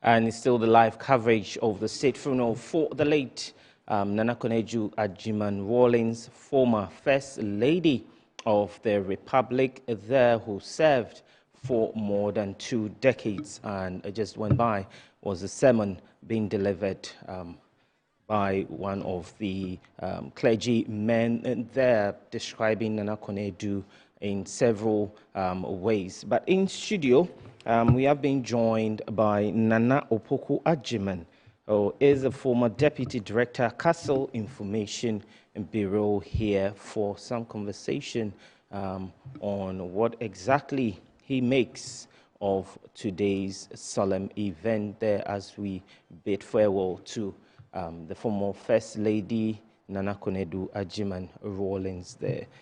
Good morning, sir, and thanks for joining us here in studio. Right, I'm sure you're listening to the various tributes being read for the late former First Lady. First of all, what do you make of it? Everything that has been said about her is true. Some people die, and you have to scratch your head and scratch your head before you find something good to say about them. Everything has been said is Nana Konadu. She loved this country. She loved the women of this country. She loved the children of this country. And she and her team just found that there are some things which just wasn't right. And if our country was to move forward, then surely we have to set things out. Women are supposed to be more than men in our country. And yet, until recently, I'm not saying that the battle is ended. No. But if she and her team pulled it from down there and have lifted it up and now makes it visible so that we can now begin to talk. More women are talking. More women are getting more educated. The numbers are rising. Still not enough, but still rising. And so I think that what we are doing, the President declaring a national... A 3-day national mourning. And all the things that have taken place really go to show that if you do good works, this country will reward you for your good. So you think government has done enough by honoring her in such a manner? I think so. I think so. You were with her, I mean, since 1982. How would you describe her? Well, I will say that once she set her mind to do a thing, and she had a team. And before she comes out to discuss a matter, she and her team will have worked it out. The likes of Madame Cecilia Johnson, the likes of Shirley Aite, the likes of Ambassador Hazel, and they will also consult the older women, like the High Court judge, the first of the High Court judges, Annie Jagi, right. Who was a biter. There are quite a number of them. They do these things in the background and take directions from them. She doesn't get up and just, take something and start running with it. They will have done some work. These were very highly educated women. And so before she comes out, they will have done their homeworks, they know the numbers and so on. And once they are convinced that this is the way to go, there is nothing that will stop these women. Where they have to convince you, they will convince you. Where they have to harass you, they will harass you. They will nag and harass to, like the judge in the Bible. The one Jesus told a parable about. Right. The judge. Yes. You know about that judge? Of course. Yes. He said, let me do it. This woman is driving me crazy. Let me give it to her. That's what she was like. Yeah. But please, she did these things with decorum. Not by heart talking, logic, arguing, reasoning, showing the figures of the research findings. So for you, she had a lot of impact on this country? Yes. she's had a lot. In what ways? Okay. Let's take primary health. Right. Her position is that let's get them well. You know, not the hospitals are important. Some will end up in clinics and hospitals, but by keeping our environment clean, for example, we get rid of a lot of. By washing our hands with water and soap. And so there was no need for us building more hospitals, but rather we should find. No, that's not how the argument was. That these were important. Okay. But if you give the child the polio, anti-polio, yeah. The child won't get polio. So as soon as the children come out of the womb, they enter into the earth realm. Let us begin to give them everything they need. Whooping cough was killing them. Measles were killing them. Worms. They had programs for deworming. They could write their own projects and objectives. So we were deworming children and doing all those programs.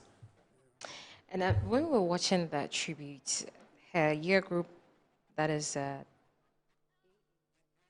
given the older Chimota, yes, the older Chimota, the combined year groups. They were sharing experiences with her, how she was dancing and splitting and all that. And you have been with her since 1982. I want you to help us recall your first ever meeting with her, and what was your impression?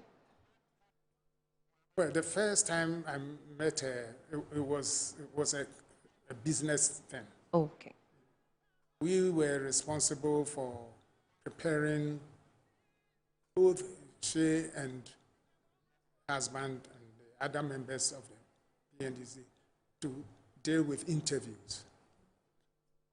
Foreign pressmen, media persons were here, so we do the interview. So my first encounter was she coming to the castle, and I'm sure it is the husband who might have told her that those guys working on the thing are here. So this is a good time to drop by and have your say. So she came in, and I have described the first time I met her how she was dressed. She was dressed in jeans, blue jeans, white top. Her face was little makeup, but not too much. She had her red lipstick on, and her hair was done. She wore that red or wine color, high heel. Wait, she didn't have a signature duku? No. Oh. This was a Saturday. Oh, okay. I'm talking of 1984. So, in 1984, the first time I met her, this is how I saw her. She didn't look like a first lady. She just looked like the normal, woman on a Saturday. And she had actually brought some little food for her husband to come in. That is when I first met her. And it was while we were talking, she wanted to see, so what does that journalist want to know about me? I think they were from one of the American corporations, ABC or ABC, one of them. So she was going through it, and that is when she stopped. And she said, but these questions that they are asking, they don't get it. I am not those kinds of questions are about their concept of who a first lady in Africa is. I am not holding flower, drinking tea, and clinking champagne. I belong to the field where my husband is. I'm with the women in the market. I'm with the women in the shops. I'm in Makola and so on. So if you actually look at her works were exactly like how she has spoken it. the market women were her first concern. And their concern was when they bring their children, because a lot of them are taking care of even their husbands, when they come to the market with to come and sell their wares, what happened to the child? All right, Nano Opoku Agyeman, we might have to, Nano Opoku Echampon, we might have to catch you and go back to the Independence Square where Senator Agyeman-Rawlings seems to be addressing the gathering. And grant us traveling mercies to our various destinations. Thank you so very much, and God bless you all.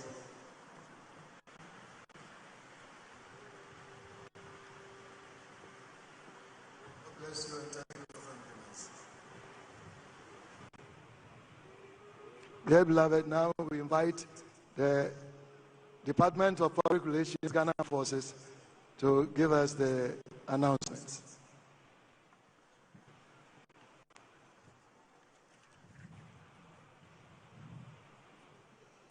Your Excellencies, distinguished mourners, ladies and gentlemen, on behalf of the bereaved family and the Funeral Planning Committee, I warmly welcome you once again to the Black Star Square for the funeral rites of our beloved mother of the nation, the late Her Excellency Nana Konadu Agyeman-Rawlings. The late Her Excellency Nana Konadu Agyeman-Rawlings was more than a first lady. She was a trailblazer, a reformer, a mother, and a fearless voice for the voiceless. I am Squadron Leader Elizabeth Fadlatu Salfu from the Department of Public Relations of the Ghana Armed Forces, and I'm here to give some very brief announcements. Immediately after the service, the body of the late Excellency Nana Konadu Agyeman-Rawlings will be interred at a private burial at the military cemetery in Bema Camp. This will be the order of procession at the cemetery. We shall have the escorts first, followed by the firing party, the band, clergy, choir, the body, insignia bearers, the family, mourners in uniform and mourners not in uniform, followed by all others. This marks the end of the brief announcements. Thank you.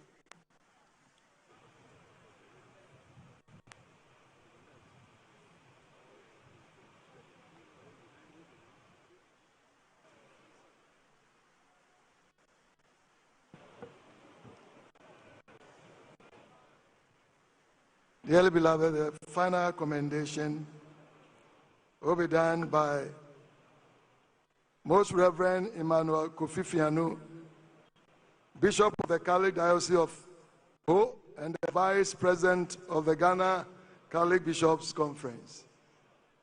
She is doing the final commendation. General Komiwood, if you may kindly permit me. I left 3 persons out of my acknowledgements, and I would like to mention them before you do the final commendation. Thank you. Most Reverend, please wait for the final announcement, please. I would also like to acknowledge our appreciation for the presence here of the First Lady of Liberia, as well as the First Lady of Equatorial Guinea, 2 countries, both of whom have Her Excellency Nana Konadu Agyeman-Rawlings had a very good relationship with. Thank you so very much for being here, and I do apologize for the omission. Thank you.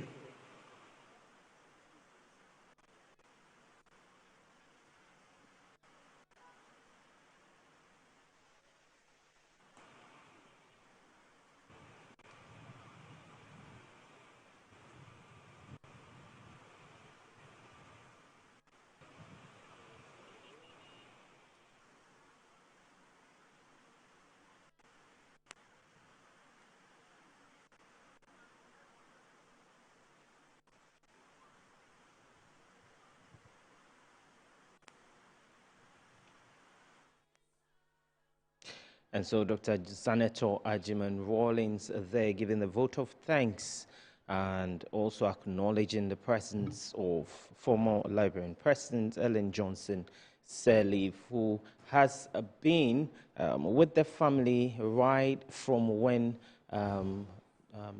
the former First Lady Nana Konadu Agyeman-Rawlings passed. She was at the Ridge residence where she signed the Book of Condolence, and also present today at the state funeral for the late former First Lady. Let's come back in studio and engage Nana Opoku Echampong, who is the former Deputy Director, Castle Information Bureau. Nana, looking at the current posture of the children of the late Nana Konadu Agyeman-Rawlings, how would you describe it? Well,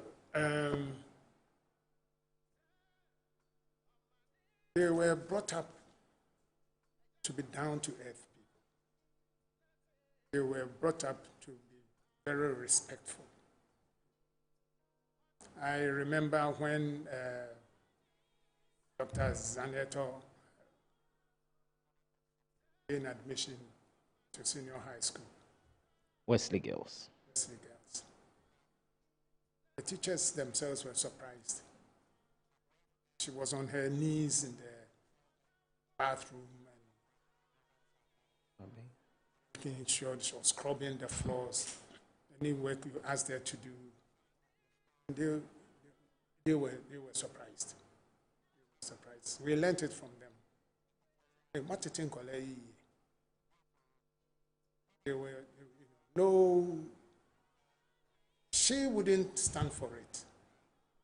Anything that showed disrespect, that you were better than the next person. So how did Nana Konadu balance her public life with family responsibilities? That is the miracle of it. She had energy for it all. I remember this question was asked the eldest daughter. And she said, Mommy, it's like Mommy set her rules so that even if she wasn't there, you still have to go by them. You saw it and you said, no. You know. And right. She amazingly, she combined it all. Combined it all. And she did it herself.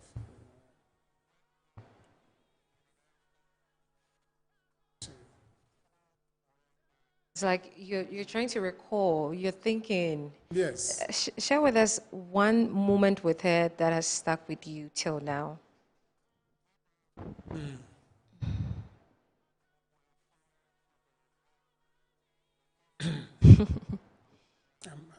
There are lots of memories. I'm sifting through it. Yeah. To be sure, because there are things that are private, and there are things, so. But I remember one occasion when she was talking about. One. She had moved for a certain decision to be taken, and some of us were standing in the way. We were standing on the opposite, and she said, and she learned who was standing in the way. So she came to see me and my colleague Valerie. Valerie Saki was the director.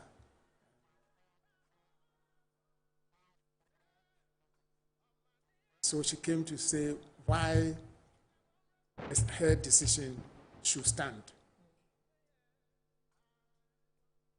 And so she was talking about a disrespect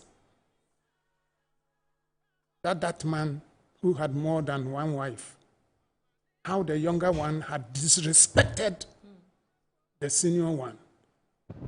And that if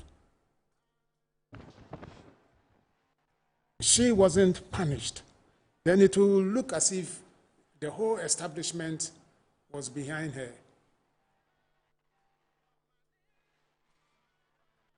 And by the time she left, it was quite clear that our argument had been the waves had smashed it. Wow. How do you think? What do you think will be her contribution to the transitioning into from the military regime to Ghana being a democratic state? Yeah. Her role. This woman, you will need, books to describe it. It looks like one life. How one life can compose so much. The transmission, the 31st December Women's Movement was virtually lifted and placed inside the National Democratic Congress as the women's wing. Because all the women's wing persons who were appointed to the women wing came from their ranks. Okay, so they were they followed the transmission. First of all, remember there was a constituent assembly, and they had to meet together to draw the constitution. Their recommendation was then given to the experts to turn it into. And her work was with the seamstresses and the hairdressers. They form an association, and they were the canvassing points. They brought the votes. Okay. So when it was decided that is the way to go. Now, the first question was that, the PNDC was made up of people from all political fronts. Some Justice D.F. Anand, for example, came from the MPP, what today is the MPP political group. Ebotewia came from the CPP group. All kinds of people came from. So the idea was that, okay, now we are going back to constitutional rule. Everybody can go back to where they came from. But then she and others said, this is a distinct political group with distinct philosophies, accountability, probity, and participation in the decision-making process of all kinds of Ghanaian, wherever you are, decentralization, take the power from Accra, send it down to the lowest things, which ended up giving us the district assemblies. So she was one of the key people who pushed for a formation of a distinct political. So in your view, is this one, I would say that, defining contribution to the political landscape of Ghana? Because you've given us a lot, but I want to find from you that defining contribution to the political landscape. Decentralization. The thinking is that, look, from Nkrumah, CPP brought independence. They came and, as it were, pushed away the Aboriginal rights protection, who turned out to be what is today called MPP. MPP, yeah. So, as I'm saying, she is saying that let everybody go back to their place. But those of us who have formed this and have carried this thing from 1982, let us form our own as distinct, and let us run and take power and run. So, and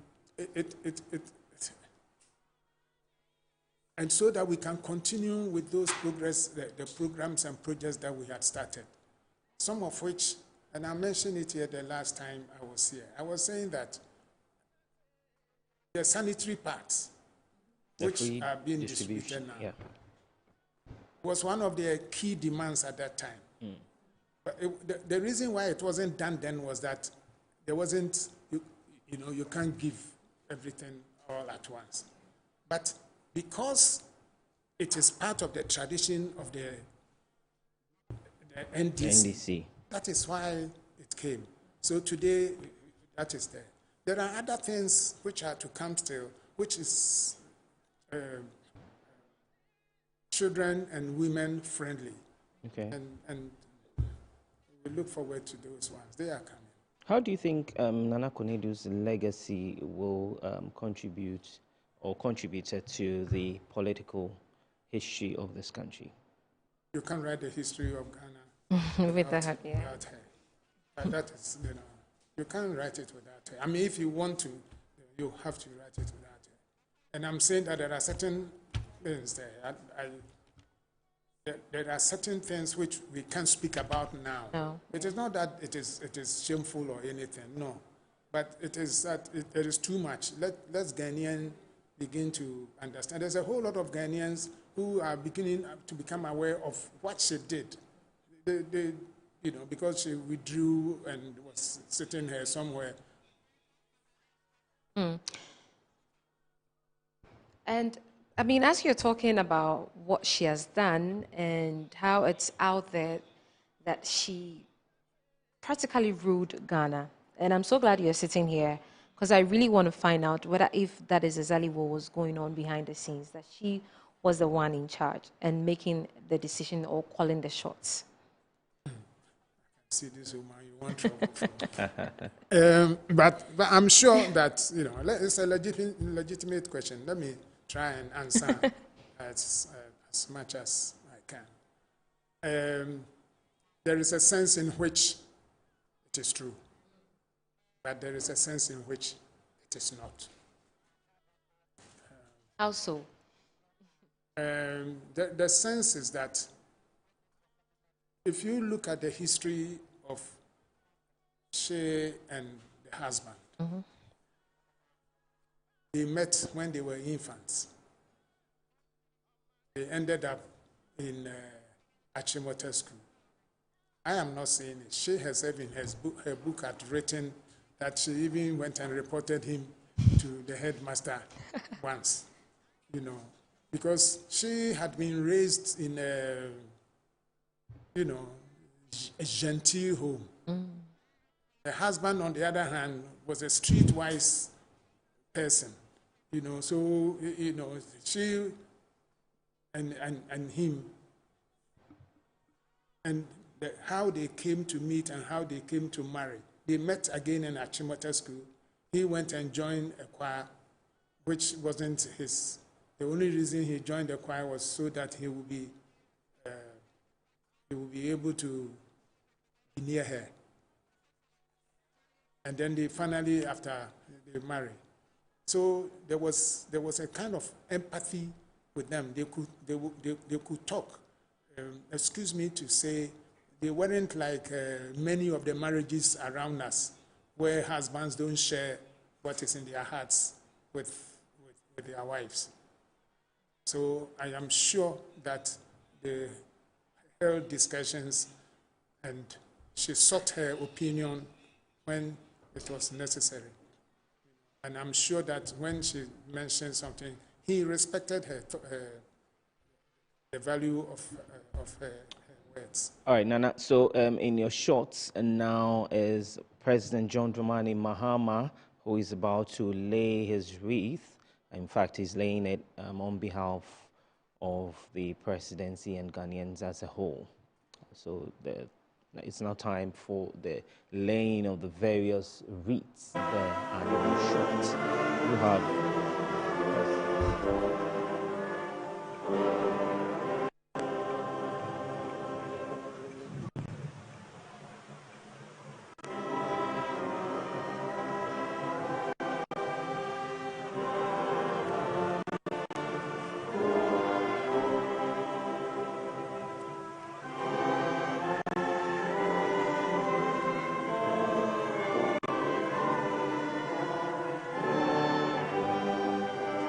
Thank you very much, Your Excellency, for doing us the honors.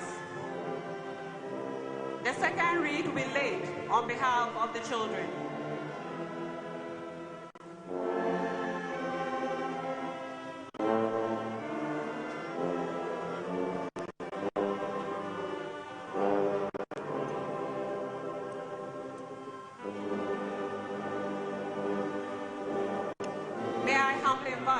Agyeman-Rawlings to lay the wreath on behalf of the children.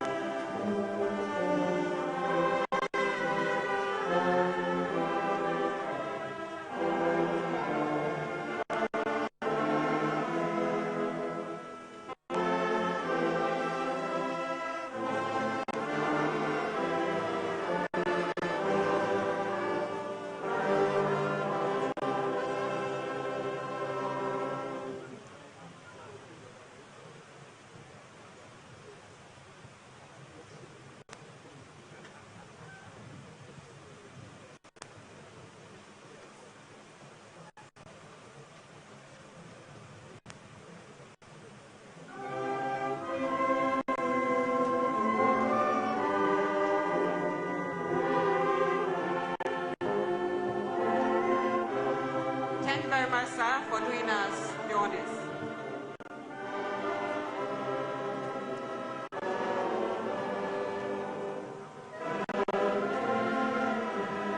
The third wreath will be laid on behalf of the family.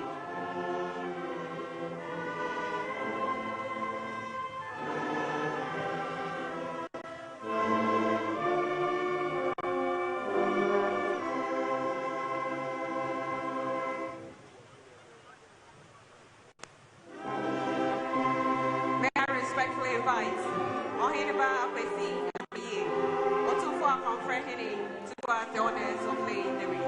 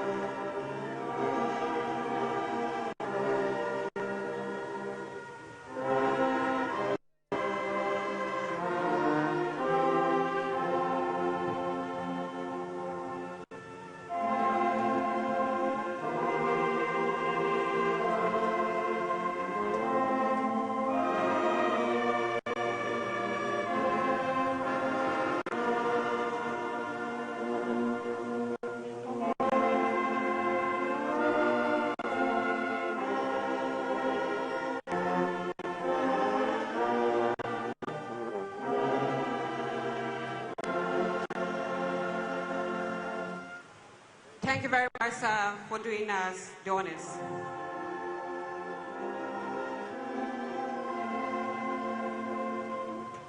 The fourth wreath will be laid on behalf of traditional authorities.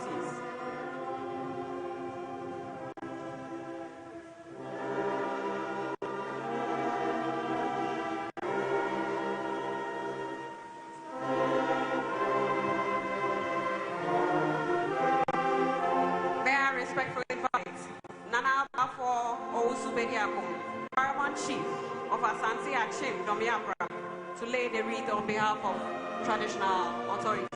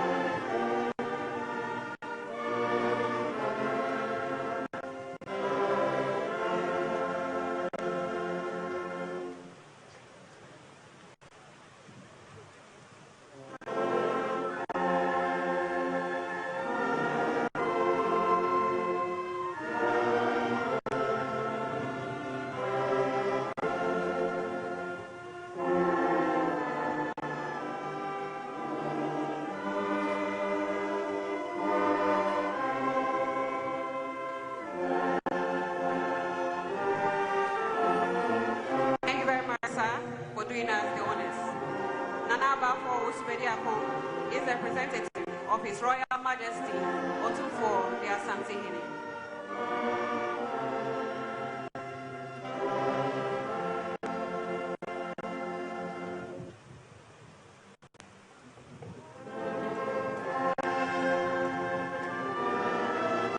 The faith wreath will be laid on behalf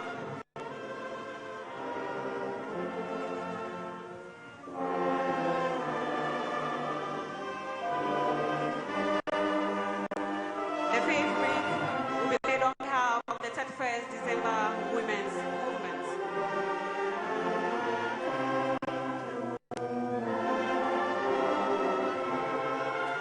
May I respectfully invite Madam Peace Aye, the National Projects Director, to do us the honors of laying the wreath.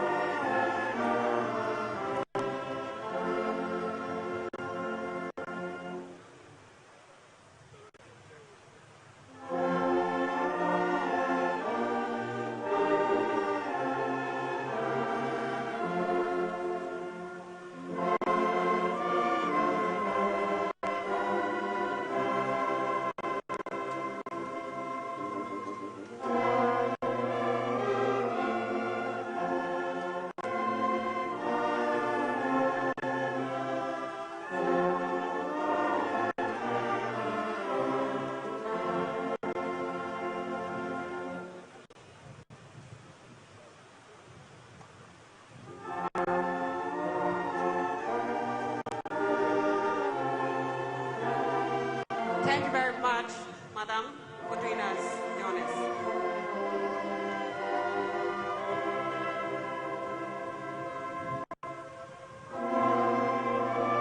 The safe wreath will be laid on behalf of the National Democratic Congress.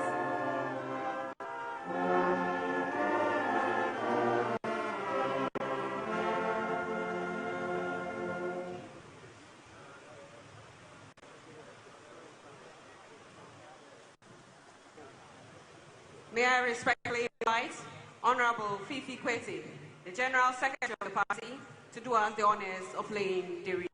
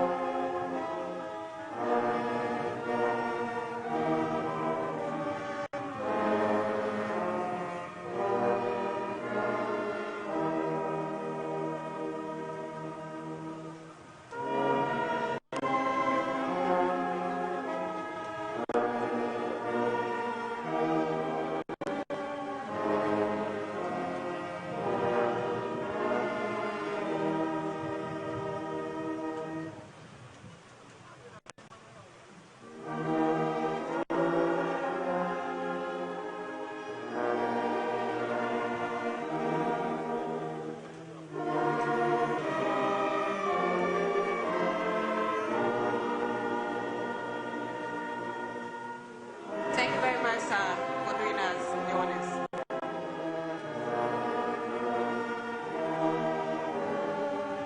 The seventh wreath will be laid on behalf of the National Democratic Party.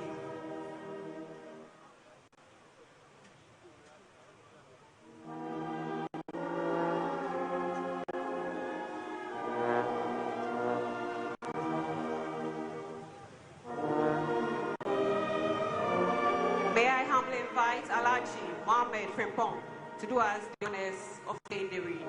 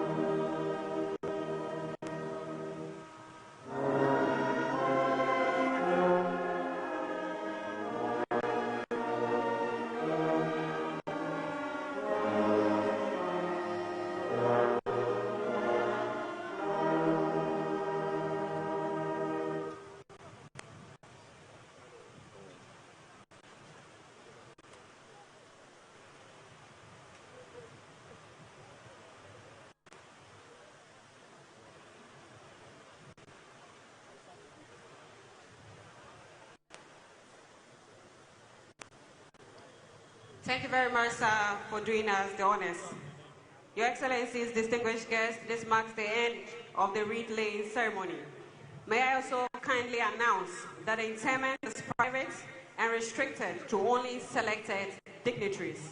Thank you all very much for your kind attention.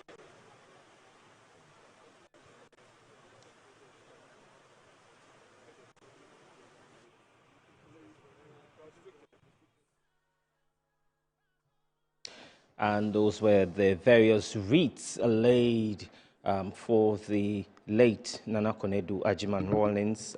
There, former President John Dramani Mahama laid one on behalf of government. We also saw the children also laying their wreath, which was led by Kimathi Agyeman-Rawlings. There, we also had a wreath being laid by the family, by the Otumfo Akonfre Hene, or Heneba Akwesi, there on behalf of the family. We also had one being laid on behalf of the traditional authorities. Fifi Kwete also laid one on behalf of the National Democratic Congress, as well as a wreath was also laid on behalf of the NDP, that's the political party formed by the former First Lady, Nana Konadu Agyeman-Rawlings.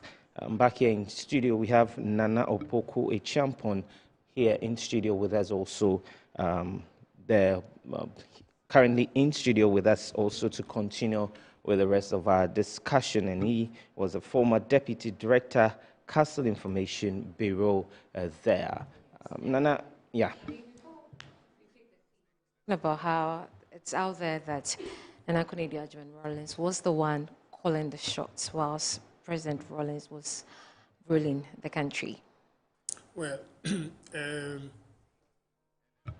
when it is put like that, then it becomes difficult to answer because, you know, it's giving the idea that he was calling the shot and it's like the man is being dragged along to do what he didn't want.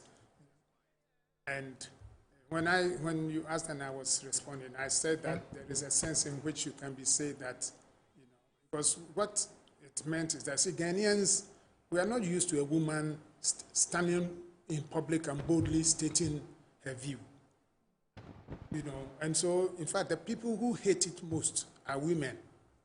It's like all of us are in prison here. How come that you are free and you are standing out there? Okay? So there's an element to that, but there is also, it is also true that the President Rawlings consulted his wife because in a number of things. Because first of all, when it had to do with women and children, she consulted her. That, you know, this is what we think. What do you and your team also think? So definitely that's aspect one. In fact, it would be abnormal if it didn't take place. I know. Yeah. So when people speak like that, it is mainly because she is standing out there and she's boldly saying it. You know, she will just say it. You know, and she says, "Be bold, say it as it is. Don't leave it." That was the slogan for the National Democratic Party. Be bold, say it as it is, so that you don't leave anybody in doubt as to what you are saying. I mean, he was saying that was, I mean, for the National Democratic Party. I mean, I want to find out, and I'm sure viewers want to find out how the whole party came about. What was going through her mind when she decided that, okay, it's time for me to vie for the presidency. I want to lead Ghana.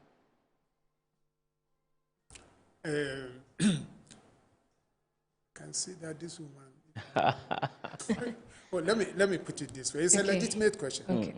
Let me put it this way, and I can say publicly that before her untimely death, there were steps were being made by the NDC and by the NDP to come together. That much, I think it is safe to say. So I, sitting here, would not be surprised at all. If in future they should in future they say, look, something happened. Even people who divorce, they go and after a while they come together and marry and have more children. So it should not be so. Don't be surprised. In fact, put your money on it.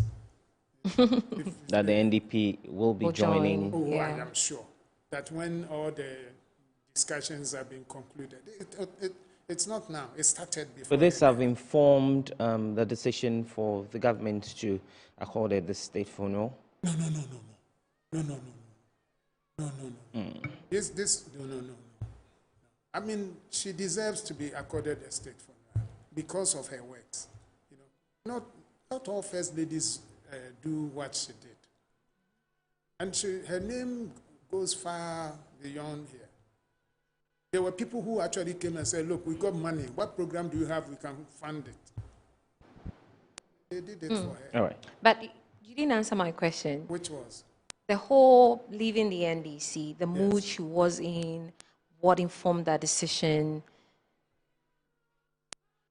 I'm sure she might have shared something with you. I'm saying that you are looking... Considering your close relation with her, I mean... The thing is that sometimes you know some things, but there's not everything that you need to put in the public domain. That is what I'm struggling to say. So, you know, especially when the decision had been taken that, okay, let's put everything aside, let's come together. I don't want to sit here and go and say anything that is going to, you know, to stop it from coming. I will have done a disservice to her. All right, so currently on your screens there, we have the pallbearers trying to lift the cortege, preparing it for internment, which we understand is restricted only to the immediate family and some selected government officials there. But my colleague Vanessa Edutom, who is currently on grounds at the Independence Square earlier, had an interview with some politicians present at the state funeral. So I have Ambassador Mike here, and welcome to Metro TV. Thank you very much. What would be some of the fond memories of our late former First Lady, Agyeman-Rawlings? Well, let me start by saying a very good day to your viewers. Today is a very sad day of national mourning. I would say, without apology, that we are mourning the very first lady of the Fourth Republic. And so, therefore, she is the mother of the Fourth Republic, as one may choose to say. Being someone who was born in the early 70s, I remember Madam Nana Konadu very much as a woman of strength, a woman of character, and also fear. We used to be afraid of her. Because we knew that not only was she a woman of substance, but a woman who was very forthright, and we all used to think that she used to control the husband. Whether it's true or not, these are things of memory. But then there was one thing that she really represented, a lot of things that people take for granted today, which was women empowerment. And for her, grooming a woman was very important. In fact, I had aunties who were in school with her in Achimota, and if they give you the depth and the strength of the woman, a very privileged woman who yet decided to associate with a lot of common folk. I mean, this is a woman who went to Ghana International, went to Achimota School, and so on and so forth. And yet her priority and principle was, what can we do for the ordinary Ghanaian, and more importantly or specifically, the ordinary girl child. So those are things that we remember her fondly for. I used to meet her quite frequently because our children are in the same school, her grandchildren, of course, my children, and we used to meet and chat a lot about things. So I used to tell her how we were afraid of her, how we admire her, and all the rest of it. And I must say that her passing is very sad. We know all the things she achieved. In fact, yesterday I called Zenato on the phone to wish her again deepest condolences, because I knew that today we won't get the opportunity. She's a very close and dear friend. And so today we're here to basically usher her into her final rites, and may her soul rest in peace.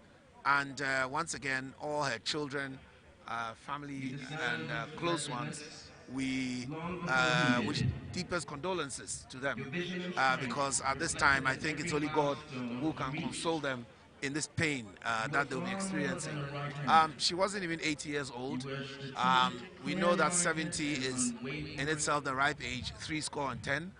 But we would have wished Nana to be 90 and beyond, so that she'll continue to tell us some of the fun stories of how she participated in building Ghana at that particular time, and especially the Fourth Republic. Right. What do you think future leaders and even political parties, members of parliament, and I mean all Ghanaians will take away from her life, her public life, her charge to democracy? What do you think will be the takeaway? I mean, in the first place, she was 1 in a million, if not 1 in 32 million, because apart from helping to build the NDC, she was able to come out of the NDC even when her husband was still with the NDC. I mean, how many women really can do that? She was a formidable woman who knew exactly what she wanted. So I guess in that regard, she's somebody who has taught us to be single-minded, to be very tenacious, and so all these other people can learn that from her. Whether you agree with her or not is not the issue, but just the fact that she could commit to something and execute it, I think, was one of her good traits. One thing about her too that we should learn is to live life to the fullest. She was somebody who was known to always be happy, always dancing, always smiling. Thirdly, she also exuded and imbibed Ghanaian culture. She was always in a big Ghanaian scarves. Her kaba and her slit were her trademarks that I believe that many of our young women should also look up to. I'm somebody who is very keen on decent dressing, whether it's for male or for female. And I think one thing that a lot of young women can learn from her is how to dress decently and as a Ghanaian. So these are some of the things that I think, whether you're a politician, whether you're a leader, whether you're an ordinary Ghanaian, there are many facets in her life that you could learn from as Nana Konadu Agyeman-Rawlings. Right, currently with me is Honorable Elvis Efriye Ankara. Welcome to Metro TV. What stands out about our late former First Lady to you, personally? Many things. She's a woman of many parts. I was privileged to have worked very, very, very closely with her. In the 2000 elections, when we lost the first round, she, myself, and Honorable Kojo Bonsu, we positioned ourselves at Metro TV to review the various adverts that we did, because it was evidence that the adverts were not impactful and effective. And that was where I saw her depth, her creativity, in terms of, she has a graphic arts background, and the way she was able to tweak the various videos and all that. And people could tell. So people were asking us, so if you could do all these nice adverts, why did you wait till second round? Of course, the die had already been cast. And then thereafter, I was one of the very close people to her. But before then, in 2000, when I was a parliamentary candidate at Ayahuasca West Wogo, she visited my constituency 3 times. And each time, she brought a lot of goodies to come and support me. And so she's a very kind woman, somebody who is very committed and dedicated to this country. And of course, the things that she's done for women, you cannot take that away from her. The party, I believe, gained a lot of strength because of her organizational skills through the 31st December Women's Movement, the women's empowerment, the awareness, and beyond that, it's not just the material things like the bakeries and the schools, but the consciousness. If you are talking about Beijing conference, you cannot talk about Beijing conference and the current consciousness and confidence that women have to dare into national politics. It was due to her pragmatic leadership that people felt that a woman can also be inspired to do those things. So I had a very close personal relationship with them. Of course, we fell out when she went to form her own party, and but I'm happy that I had the opportunity of, as it were, mending fences with her when I was made the chairman of the NDP, National Day of Prayer and Thanksgiving. We went to visit her, and it was a very, very joyous occasion, and she spoke, and all Ghanaians, she blessed the event and blessed. So she's lived a good life, a full life, a fulfilling life. She's made an impact. She wasn't perfect, as we all are not perfect, but the history of this country, the history of politics, the history of women in politics, the history of impact cannot be told. Interstate succession law, for instance, that was her handiwork. So her influence has been great on this country, and we pray that the Lord will give her a good resting place in his bosom. Right. How do you think the state should preserve her legacy? It's to the things that she stood for: women's empowerment, women in politics, the rights of children, in the interstate succession law. All these things are legacies that she left behind, which must be protected and preserved. And let's also encourage the girl child. You remember the campaign on send your girl child to school. All those things are some of her creative works. And then by the fireside, you know, these are all things that we should bring back. The president is looking at reviewing the courtesy for boys and girls and updating it. These are all things that when we do and we focus on women and children, who are the pivots and foundations of every family and therefore every society, we believe that it will go a long way in ensuring that her legacy is preserved. Thank you so much. We're all aware she brought 31st December Women Movement. That was a movement that actually brought out women from their hoods, women to believe that once we have somebody around them who can empower them and then give them the moral support and then empower and promote their affairs, women now started coming out of their hiding places to believe that Ghana was not just meant for men or male like we thought over the years. And that alone was a very big, significant, improvement for women. And for that, I think that nobody can forget the 31st December Women's Movement and its impact, even though it was a movement made or promoted by the NDC group. But all the same, political parties are supposed to bring in policies that will help shape our country. And from there, you realize that women were more empowered under their regime as 31st December movement as any other. So I think that that alone is something that we should continue as a nation, continue to do for her memories and her legacy. How will you describe her impact on the country's democracy? I have two options when it comes to the democratical aspect of it. You know, herself and her husband ruled for 19 years. 11 years of military regime, 9 years of constitutional democratic regime. In the military regime, one would say that it was a winner takes it all kind of political syndrome. So it was more of an enforcement rather than a leadership. When it comes to the 8 years of her husband and her, that was a constitutional one where she was more open at that time with her husband than the military one.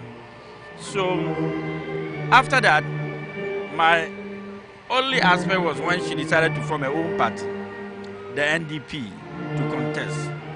I had wished she never formed that party because they are the owners of the NDC. She's the lady behind Rawlings who formed the NDC. So it is not as if they joined the NDC, they formed the NDC. So she should have stayed with the NDC.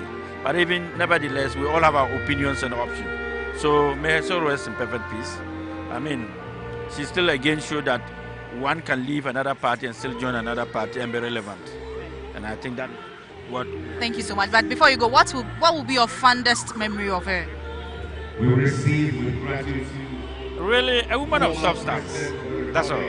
Thank you. Thank you so much. So we have here Samson Awingobet. Welcome to Metro TV. I would describe her as an iron lady, a lady with a lion heart, a woman who was very supportive to the husband. At the time the country was in needs and the husband wanted to rescue Ghana, she stood firmly. It's only one out of 10 that you can see ladies or women in that capacity to say, look, I want to support my husband to succeed, to bring the economic hardship of the ordinary Ghanaians to a status that they can also provide for themselves. I can tell you, we have lost a great woman, a great leader, a companion, a mother to the nation. Her contribution to Ghana's socio-economic development is massive. If we can't forget about her, especially the 31st December movement that she founded. She stood for mother, child, children in this country. I can tell you, we have lost a great, illustrious daughter of our land, and I'm not surprised that today we are performing a funeral of this sort, a state honor done to her and the family. The Rawlings family is that's our generation. I was born in 1979, and so they have brought us to where we are today. We can only celebrate, and we thank the President John Dramani Mahama, and all the people. You can see all the political parties are here. All the political parties are all here in our leadership, and I think we are happy to be here to see a farewell deed to our mother. Well, Nana Konadu Agyeman-Rawlings, what do you think the future generation can learn from her and her public service to the country? Her leadership, her courageous, her confidence, the way she tackles issues, her in-depth knowledge, her intelligence, her compassion for her country. That future generation can learn from her. Right, thank you. And then next will also be Mr. Stephen Atubiga. He is the founder and the leader of National Liberation Congress. Mr. Atubiga, if you can join us. Right. What is your fondest memory of the former First Lady, the late former First Lady? Thank you so much, and my condolences go to all the NDC, the grassroots, the 31st December women, and then the cadres, and everybody, every Ghanaian. We have lost a mother, we have lost a grandmother, we have lost Ghana's keeper, we have lost the founder of the NDC. She's been a mother. She has nurtured a lot of women in this country. She has empowered a lot of women in the country. Her loss is irreplaceable. We were hoping that some of us who broke away took her right and good steps of breaking away from the NDC due to what we saw was something that we must do in the interest of the party. They raised that. She and Jerry, our founding father, made us to know that you must speak up. And it's what you do for the party, not what the party does for you. And we took a decision at her footsteps. So we're hoping that she would have lived long for us to see, just as the MPP did, Dankwa Buzia Dombo would have seen NDP, NDC, NLC moving forward. Based on her steps has corrected a lot of mistakes. So as the NLC also took a stand to correct a lot of mistakes in the party. I mean, I'm talking about reforms. So her vacuum is irreplaceable. But seeing the number of women that have been empowered, how women are very strong in this country. Years back, women always at the backside, even when they were, when they are journalists, they always sit at the back seat. Today, women are more comfortable, very confident in the country that they do more than we the men. So thanks to her, that women are brave enough to stand the pressure, to fight for their rights, to speak up. And that is what she's taking away. And we've seen people like you and other women, the organizations, the church leaders, women are preaching, women are doing things better than men can do. The way women are able to boldly go out and work and support with the men, use their hands to work, be creative.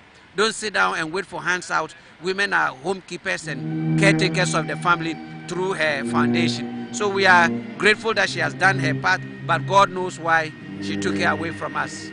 To you, what would stand out most about her leadership? What stands out most is, I think she's the first woman, if I'm not mistaken, that has formed a political party. The first former first lady who has also broken away for a party that they have built, a home that they have built, based on disrespect, based on not dialoguing with her, based on not listening to her, that she has formed another political party, and then she has used that platform to groom more women in this country. So she's special. We are yet to see her kind. And she's really a grandma. No woman in this country has been able to do more than what she has done in terms of women. Today, the population of women are more than men. If a woman want president in this country, they can do it. She has laid the foundation for women. It's not left unto women to come together and show that, yes, she and other women and other first ladies have also done their quota, but she's irreplaceable. She's very special. She means a lot to some of us who are the grassroots, who believe in JJ, who believe in her. She has grown by giving us the voice and the strength to speak up. Yes, we are grateful having her as a Ghanaian and proud of her. She's gone, but her legacy and what she has left behind, we the grassroots and the youth will make sure that we will have it. We'll keep the light burning. We'll keep the light burning. Thank you so much, sir. Very grateful for the opportunity. Very grateful. I have with me Vice Osei Kufuor and then Ochame Kwame right here at the funeral of the late former First Lady, Agyeman-Rawlings. Now, my very first question to Vice will be, how did the late former First Lady impact the creative industry? I mean, the late Nana Konadu Agyeman-Rawlings has been a key pillar in the growth and development of Ghana's creative art space. I'll begin from when I got more closer to the industry. Apart from her patronage of musicians, fashion, movies, like she had always had time that she spent with them. During her days as First Lady, she ensured that at state functions, you know, musicians, film actors, other people had the opportunity to be there. But her impact goes beyond just a supporter, but she played like integral role in the development of the space. So for instance, the Musicians Union of Ghana, when it was formed, when they needed an office, then it was Flight Lieutenant Jerry John Rawlings who was the president. Konadu Agyeman-Rawlings was the First Lady. She was one person that played a critical role in Musica securing an office. Musica's office, which was the old passport office, is on file. When I became president of Musica, I saw it, that it was her, you know, support and leverage and lobby that created a meeting with Musica, with the then chief of staff, before Musica had that office. Aside that, she was a great fashion personality. I mean, if you look at her, like, she always donned herself in Ghanaian and African prints sewn by Ghanaian fashion designers. And so she became like the go-to place. Like when you're a fashion designer, you want to work so hard to the stage that Konadu Agyeman-Rawlings will wear your outfit. And for a lot of fashion designers, she became like the go-to person. Like, she's the target. Once I get her to see my work or to appreciate my work, then I have arrived. I mean, besides that, if you look at her attendance of events, I mean, when Daddy Lumba was being honored, that was where she and President Kufuor had the popular dance. She always patronized musicians, made sure we were part of her art. Every opportunity she had, she brought musicians and film actors and other people in the entire creative space to her place. And so she's one pillar that I think brought the arts close because of her peculiar position she held.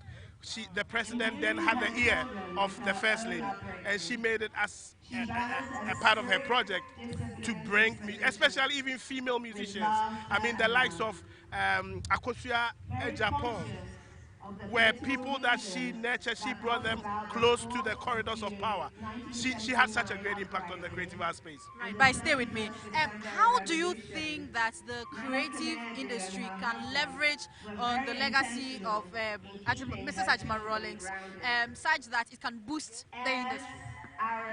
Okay, so Nana Konadu Agyeman-Rawlings wears many hats apart from her direct contribution towards fashion through her headgears and her consistent wearing of African prints and her And those were earlier interviews conducted by my colleague Vanessa Edotom there at the Independence Square. Let's now cross over live to the Independence Square, where my colleague Dominic Ansapra is also standing by to bring us an update on what exactly is happening at the state funeral of the late Nana Konadu Agyeman-Rawlings.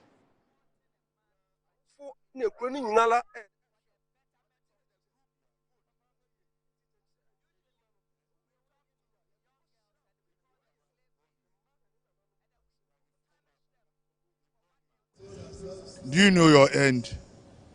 No, I can't tell. Your end is grave. Madam Konadu didn't want anything again. We should pray for him. We should pray for Rawlings. All the old dignitaries, people who left our party and passed gone. Mills. All of them. We should pray. They don't want anything. Left only prayers. We should pray. If somebody died, you don't want anything. Prayers. Thank you.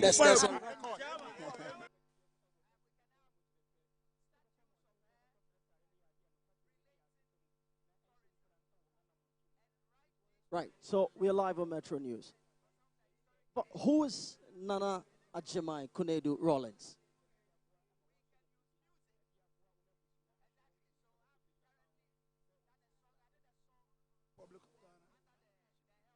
For good 19 years, and she was a wife of His Excellency Agyeman-Rawlings. She's from the Ashanti region, but lived all her life in the Greater Accra region. Some of us met Nana Agyeman-Rawlings when we were in elementary school, around 1979, 1980, 1981. And some of us had the privilege to work very close with the family. Not even 50 meters away from the family or 100 meters away from the family, but closely, one-on-one, shoulder to shoulder. Some of us at the age of 19 years, we had an appointment to serve this country under their leadership. And we were reporting to the family. I'm talking about herself and the husband directly, not through anybody. And we look up to them as our bosses, our mentors, and our family members. My relationship with them wasn't friendship, it was a family issue. And it has a long story to be told. And this is not the time for it. This is someone I've traveled with the husband and the children, to countries. We have worked together within the 31st Zima Women Movement. We have worked together within the NDC fraternity when the NDC was being formed at the early stages of it. Throughout the period, we were very close to each other. We had a privilege to tap a lot of wisdom from them, because this was a woman who was so strong, not lazy, working very hard to support the husband. So that at least in a way, this country will be developed at a very fast rate. She didn't leave the work for the husband alone to do. She stood by the husband and worked alongside the husband. We enjoyed the relationship. We learned a lot from their leadership. And it is carrying us today, wherever we have found ourselves, in positions in this country, as ministers and as members of parliament, and even as chiefs. Today, we are still emulating, and their legacy is still being used so that we will be seen as good leaders wherever we are. This is someone we can never forget in our lifetime. I'm very happy that there was some misunderstanding between myself and her. And before her demise, a month and a half before her demise, we patch up. We patch up, we hugged each other, we embraced each other, and I cried. She had to console me and said I should stop crying because we have been together. We have done so many things together. We were working together and we were eating together. At a point in time, I was a driver when there were programs we attended. At a point, I was their ADC in terms of security. And at a point, I was their advocate, mouthpiece. We were the young ones who were letting Ghanaians know of their policies being enrolled for every Ghanaian to understand so that they will have following. Will her legacy be ever matched? The legacy she set, the precedent she has incorporated into this. Experience, there's a saying, that experience is the best teacher. If you haven't worked directly with them and you haven't seen their leadership closely and experienced it close to you, you hardly do exactly what they were doing. But some of us were close to them and we learned a lot from them. And it is with us. You can't take it away from us. This is the only way that you can display their leadership and do things the way they were doing it. So those few who have learned or who were with them have it. And we don't have to just let it slip through our fingers. We have to let our followers and people closer to us know what it is, so that when we are no more, they will continue with the fight. Today, women are in leadership. Exactly. In my family, we don't do anything with women because they're a royal family, and it's a paternal family issue. But I've never. So when I was giving birth to my children, and I was giving birth to girls, I was crying within myself. But at today, I've never regretted having girls more as my children, because what men can do, women can do it better. I've seen it all. Well, thank you very much. So we're speaking to he is a cadre, an astute member of the National Democratic Congress, and as you heard, she matched up with the issues she had with the late Nana Agyeman-Rawlings a few months ago before her demise, that things are made up between him and her. This is a cadre. You know the revolution song sings, cadres may go, cadres may come, but the revolution has come to stay. These are the people that work with the Rawlingses. These are the core members that know the Rawlingses from depth to depth. We are still here, seeking to find out what goes on. The coffin will soon be lifted, and then the former First Lady will be laid to rest. You're still engaging people to find out how things are going so far.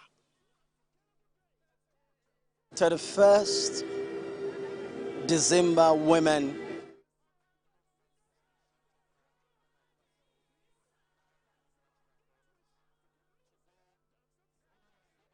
Day. Women have a voice. There's a saying that what men can do, women can do more and even do it better. You are an astute leader from the group, the Jospon group. Let us understand, have you had an encounter with her before?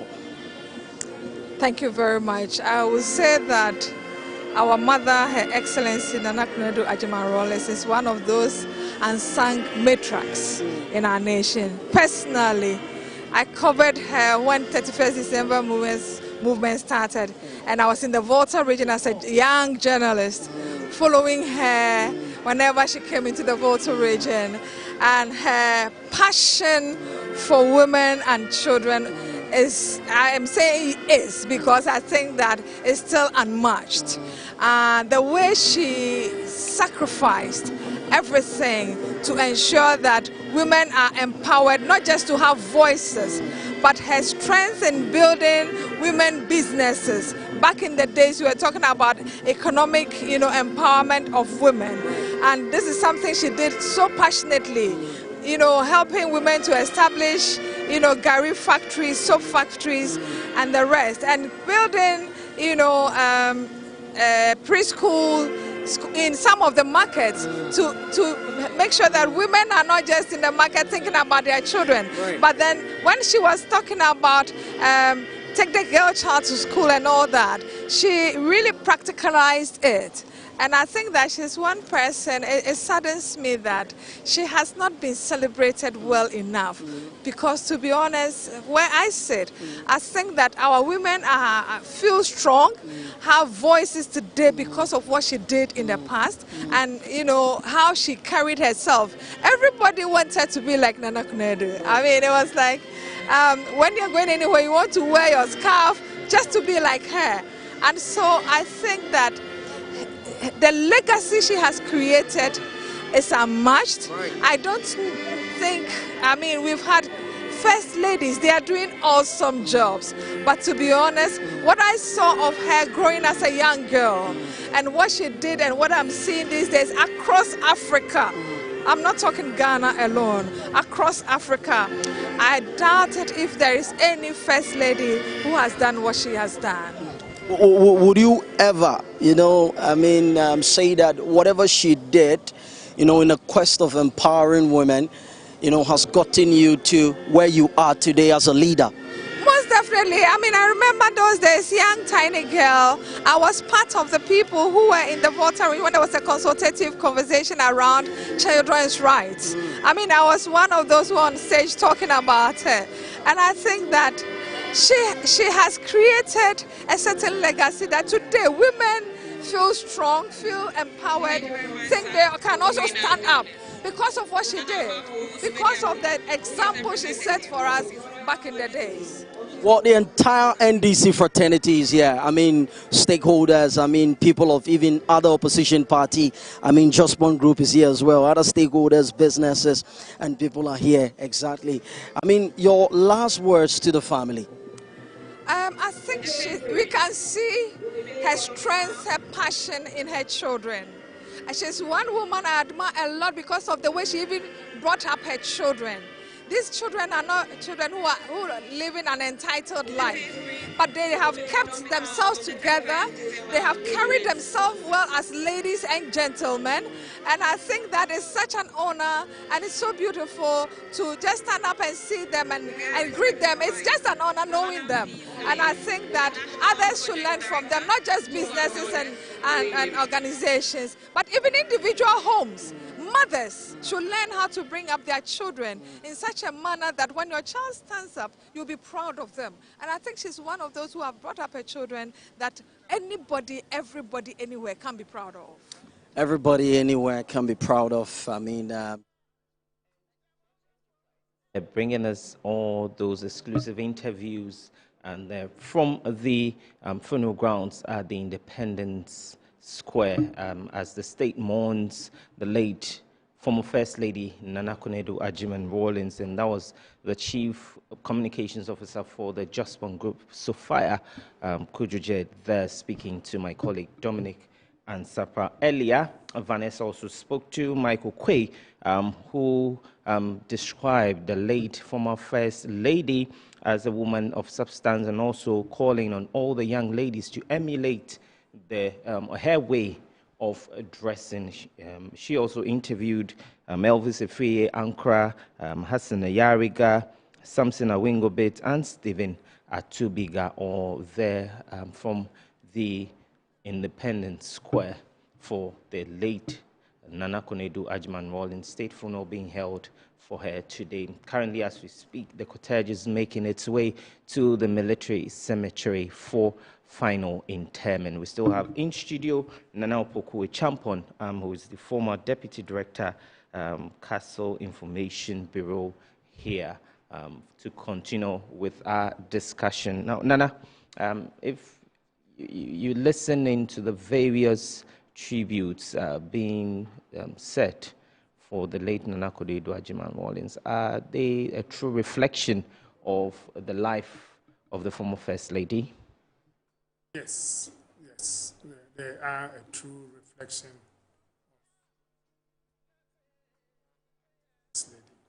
And if you can come close to your microphone. Yeah, I'm saying that what I've heard from the Independence Square, from the interviews with the various people, is a true reflection of who she was.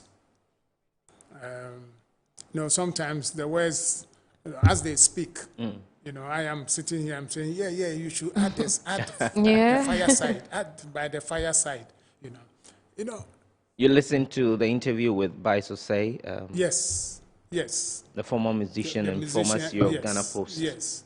All these guys, what they are saying, they are speaking from, these are not things, they are not making it up. All these guys, they are speaking a portion of their the truth, experience their with her, experiences. In fact, I'm sure that after they finish, they go and say, I should have added that.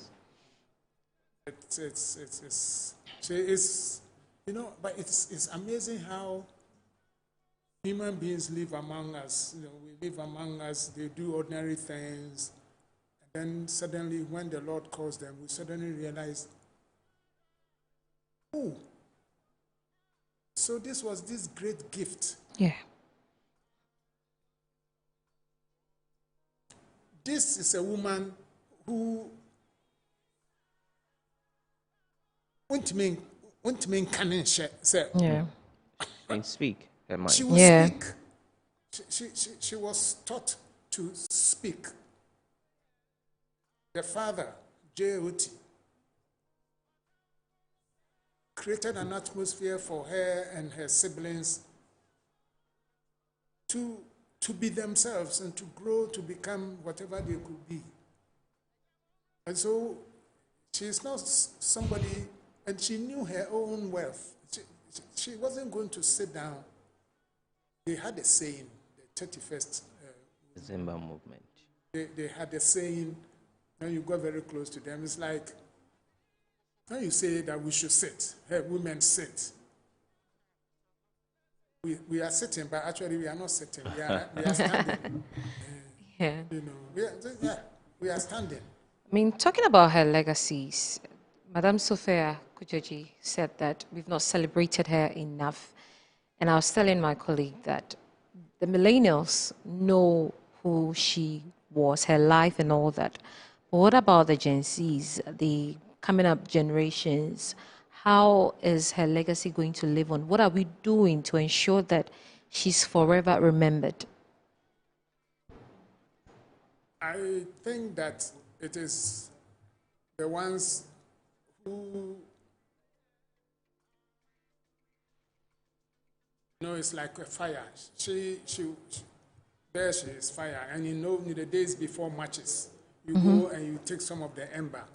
Then you go home and you go and light your home. So it is up to those who have been affected by her to also affect others, so that it goes on into the generations and into the generations. Now, the young people the Gen Zs, are suddenly hearing this name and are beginning to wonder who she is. Oh, because look, they take it for granted what they are enjoying today. They take it for granted. I mean, a mobile phone. They think that the world always had a mobile phone. Yeah. And so I think that it will be individuals. But then as we go along to, there are other areas in which I'm sure that we will try and institutionalize some form of things so that they can. Yeah. To be up to, part of it will be the family to do, but part of it will be those of us who had the opportunity to fashion out. Yeah. It is going into the future.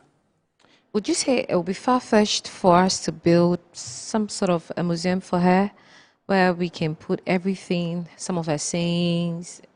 We should just catalog her life and everything so that people can go there and get a feel of who she once was. I am sure it will be in the works. I mean, I am not a family spokesperson, but even sitting at the back, I know that there is a Rawlings Foundation. And I am sure that the family will think along the lines. When they are ready, they will inform. So could we say that she really impacted the lives of some of the people in the arts? Yes, yes. Because earlier you were telling me about how she groomed the likes of Akosua Ejipon, Mami Dokno, and all that. Yes. Yes. As for Mami Dokron, she belongs to another category because she was her own Magajia. Yeah. But Nana saw her, and the first Nana Konadu, you know, when we were young, and you remember when her life history was being told, when she was young, she was acting in plays and stuff. Yeah. So already she was into the arts. You cannot grow up in a gang home or an Ashanti home or an Ewe home or any of the ethnic groups and not imbibe the culture. Right. How we like to tell stories and music and dances, a part of everything we do. So she Nakorex, you know, the three lessons. And look at all of them are masters in their own. See, in the African setup, we tell stories in the evening before we go and sleep. And they use it to tell us morals. But we move into the cities, television comes, no moonlight. So that aspect of passing on cultural and moral lessons disappeared. So she used by the fireside, using to recreate some of these things and tell the stories. It was so popular. And one of it was because of the nature of the materials that was available. The other also was the persons who were involved. Mame Dokun, for example. I mean, she was at the height of her craft. So they drew the children of Ghana. There was no child. If you wanted to punish a child, you know, in those days, you said, you won't watch by the fireside. Oh, you will kill the child. You know, you are fully grounded. That one there is, you are grounded. So that is what it is. She did a lot. And that is why Pose Hayes, for example, these were some of the people, you know, towards. All right, so Nana Opoku Champon, he's been with us all through live coverage of the state funeral for the late Nana Konadu Agyeman-Rawlings, whose final burial rites is being held today at the Independence Square. He's still here with us, and we'll still have more conversations as we go on. But right now, we're taking our very first break, and we'll return shortly.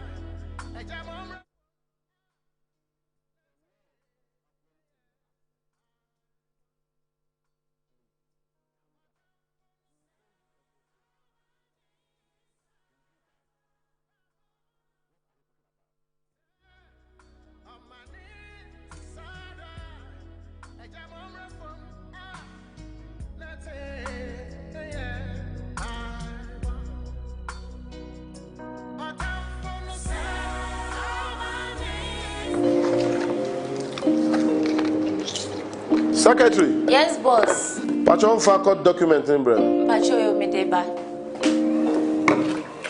Boss, Pacho. Oh, sorry, boss. Father, baby. Boss, na edrobe name I'm say. It's Unti Tontina 74 Mishanka. Wow. Over for general well-being. Sir. Very good. And money abet manum. Kope binato. Any okrojio. Kope binato. Ghana for say munim say medumani say make you try aje amanfo. Sa enami here a draw a bet you try aje me efi yare aho draw bebre. Na metumi ajina me naso aje amanfo. Asemi num tortina 74 mixture. Emami apomodin e supporting the immune system na emami asumdwe. A drawing yama painful about a woman manuf any kwada woni mfie duwe. FDA ajeje din krato yato. Watching DSTV means getting the TV you love, but staying connected means getting something extra. Stunning. Extra matches, extra dramas, the best local and the world's biggest. Extra laughter, music, movies, and extra vim. I love it. Just stay connected or reconnect and get upgraded to the next higher package at no extra cost. Charlie, we got you. Keep watching. Get more with DSTV.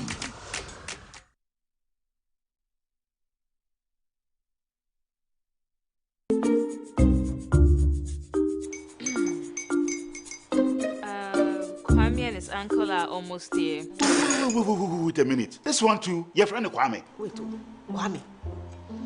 As in the same Kwame again? Yes, Mommy. The second coming. Into all this tension just to reintroduce that broke boy from Kaswa. Why would you deceive the family like this again? Now I understand the whole delay. Troll from Kaswa. Why wouldn't he be late? Obey him later. Of course.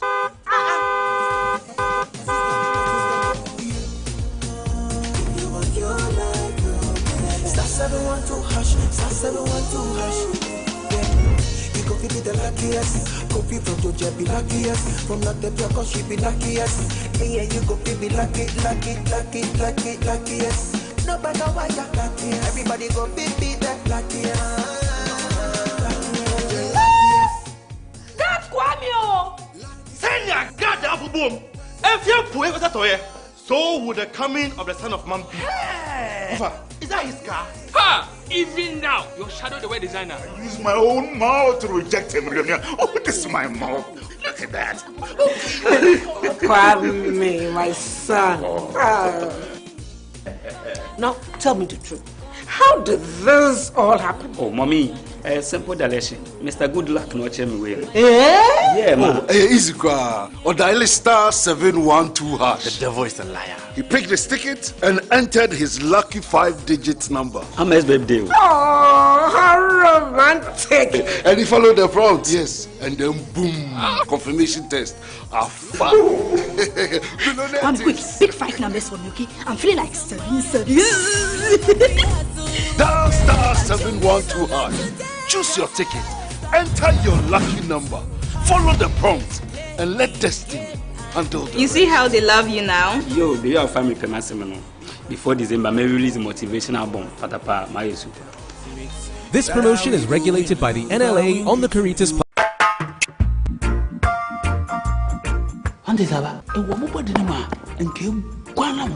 Oh, Jose, and I made the SMS. Can any pan, Nasana, Mishia, now what me? A drain I didn't quano, Kingdom Garlic Bitters. No, more benefit him. Me benefit wine. Also, what told dear? Abrewa, the smile, our brente, Mishuve. One antique a crana wabre.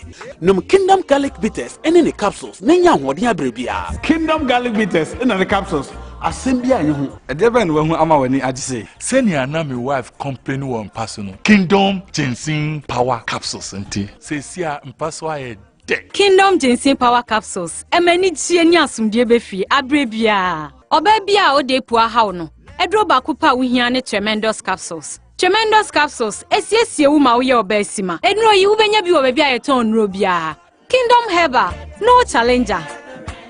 The biggest biggest cultural explosion of the year is here. The Afro-Brazil-Ghana Festival 2025. December 12th and 13th at the Gold Coast Bar and Grill. It's coming alive with 2 unforgettable days of culture, food, fashion, and music. Enjoy electrifying performances from Fancy Gadam, Adam, Go Get 'Em Episode, Wiyala, Amanziba, Big Twins African Music, and Dance Ensemble. Lead Cruise. This historic festival is organized by Big Twins African Music and Dance Ensemble in collaboration with the Embassy of the Federated Republic of Brazil in Accra. Supported by Ministry of Tourism, Culture and Creative Arts, Ghana Tourism Authority. Vendors, showcase your products and services to the world. Visit AfroBrazilGhanaFestival.com.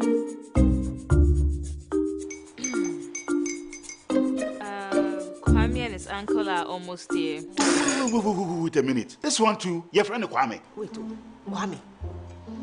As in the same Kwame again? Yes, Mommy. I'm the second coming. Into all this tension just to reintroduce that broke boy from Kaswa. Why would you deceive the family like this again? Now I understand the whole delay. Trotro from Kaswa, dear. Why wouldn't he be late? Or be later? Of course.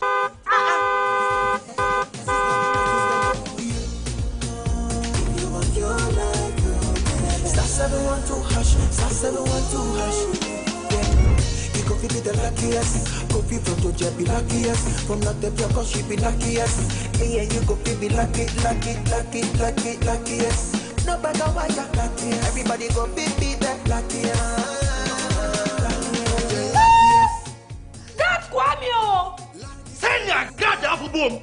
If you put it at so would the coming of the son of man be. Is that his car? Ha! Even now, your shadow the way designer. I use my own mouth to reject him. Oh, this is my mouth. Look at that. Kwame, my son. Now, tell me the truth. How did this all happen? Oh, mommy, simple delation. Mr. Good Luck no check me way. Yeah, man. Easy car. Or dial star 712 hash. The devil is a liar. He picked his ticket and entered his lucky 5-digit number. I'm his birthday. Oh, how romantic! And he followed the prompt. Yes, and then boom, confirmation test. One quick, pick 5 numbers for me, okay? I'm feeling like service. Dial star 712 hash. Choose your ticket. Enter your lucky number. Follow the prompt and let destiny handle the You see how they love you now? Yo, baby, I'll find me Pemasimono. Before December, may release a motivational album. Patapa, my super. This promotion is regulated by the NLA on the Caritas platform.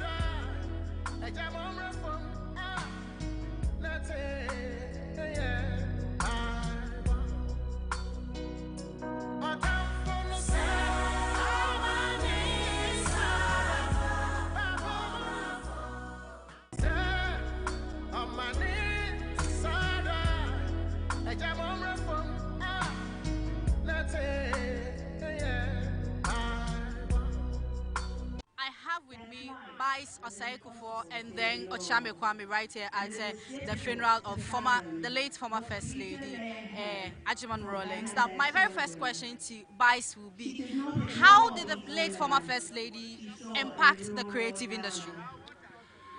I mean, the late Nana Konadu Agyeman-Rawlings has been a key pillar in the growth and development of Ghana's creative art space.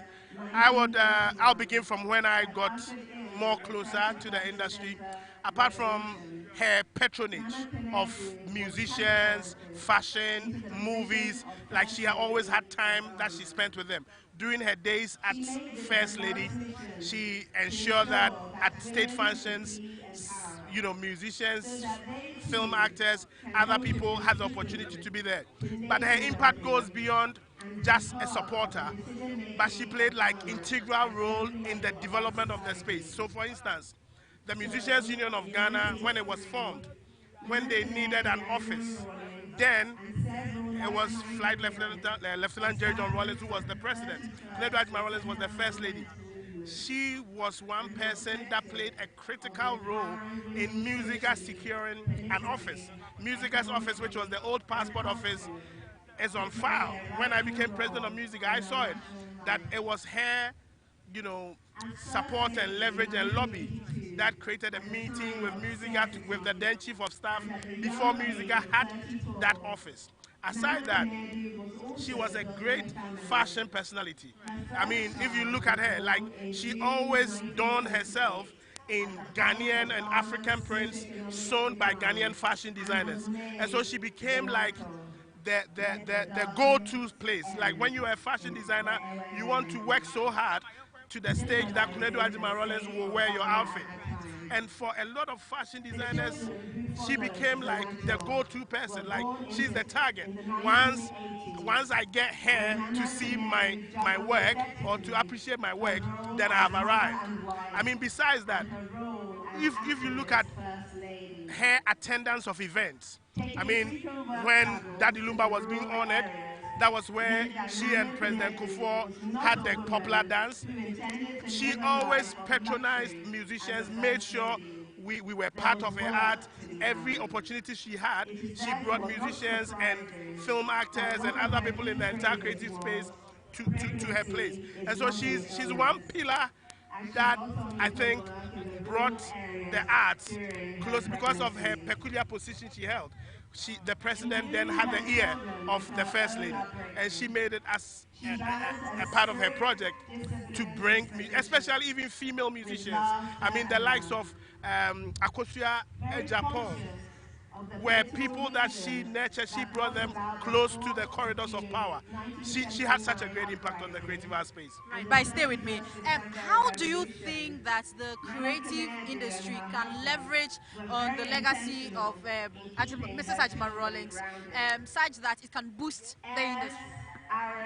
Okay, so Nana Konadu Agyeman-Rawlings wears many hats apart from her direct contribution towards fashion through her headgears and her consistent wearing of African prints and her consistent insistence that culture will have a place in the corridors of power.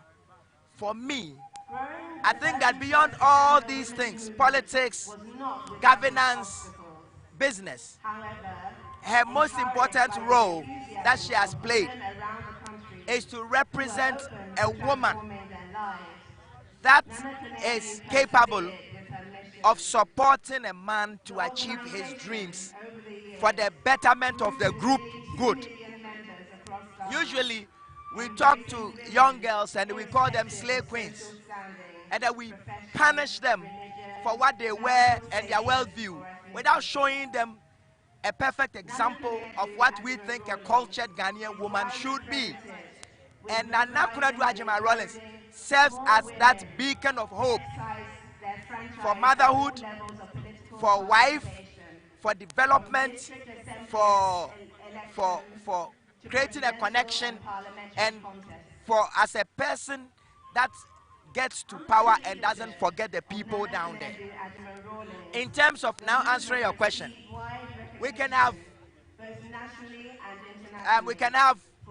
statues of her relating to tourism and write these stories and share these historic events or some of the historic events that she did and let people pay money to go and see it. We can use music. Exactly. So I've currently done a song. I did a song under the help of Zenato about a year ago, so that on one of her birthdays we will release it. And it is just a shame. So I don't see her to be the late. I see her to be the early, because she went too early that she can't be late in our minds. You know, so we can use music. Her story will also be an amazing movie sponsored by the state and told with historic events, and so that she can be used as a beacon of hope for young ladies all around the world.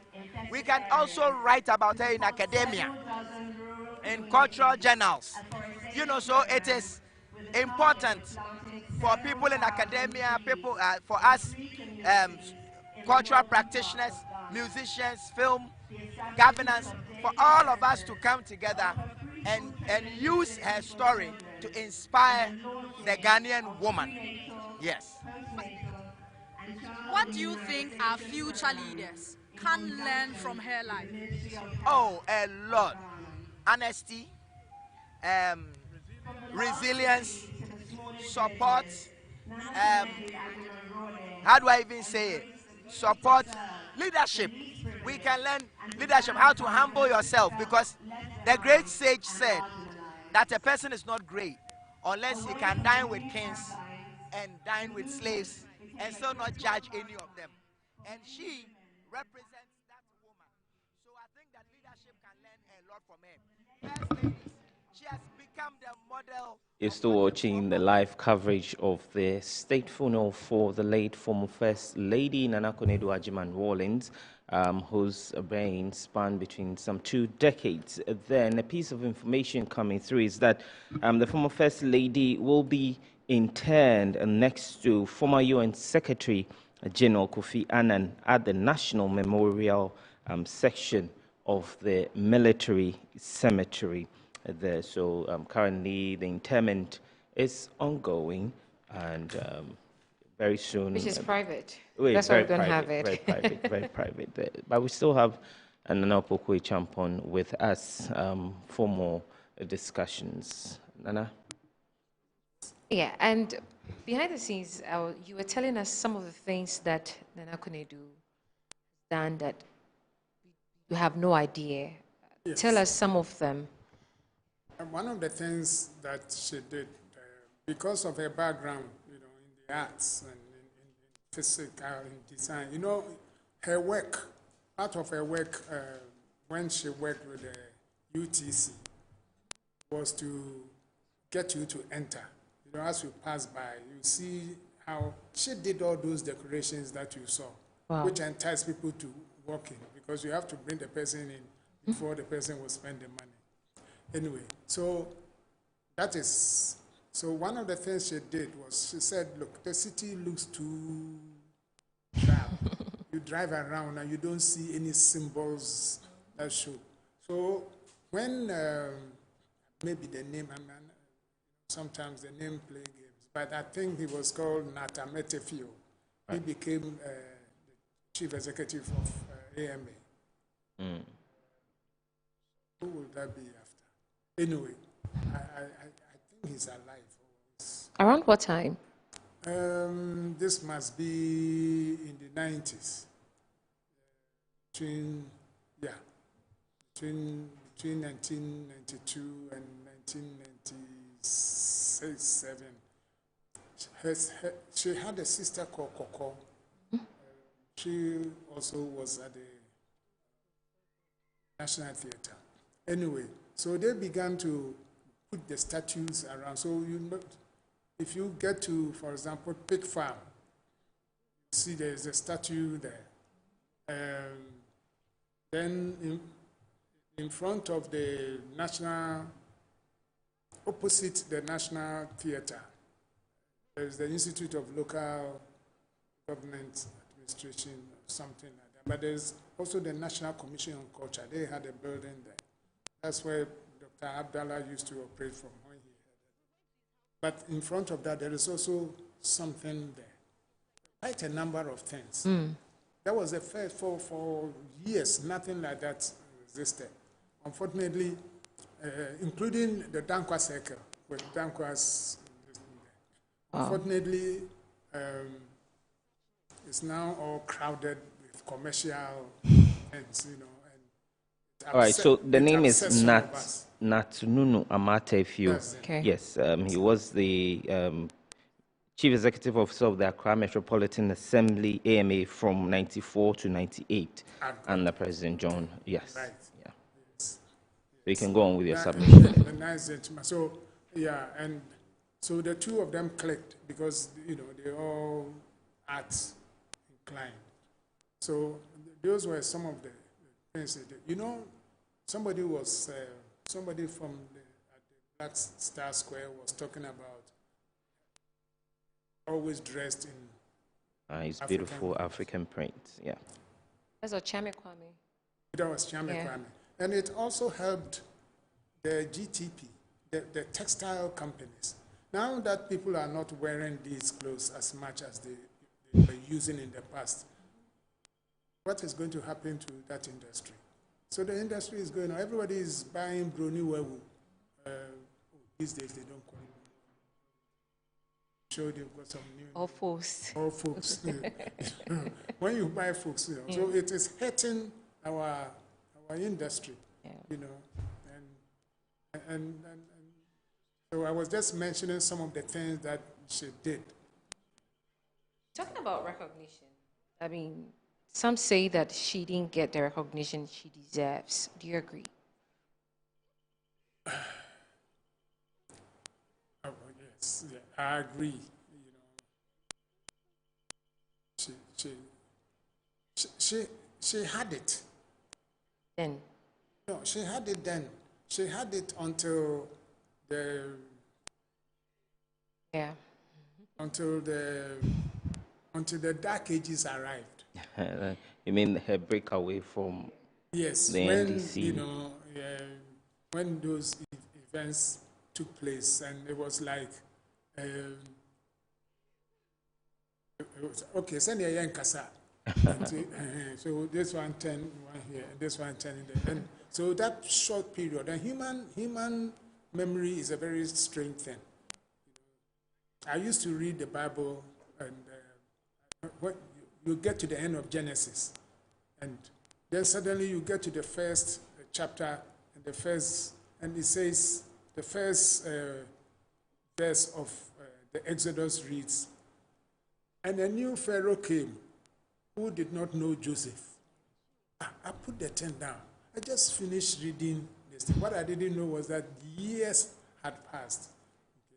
So there's a whole lot of people who grew up, and some of the things we are talking about, it happened when some of the people who are in political positions now,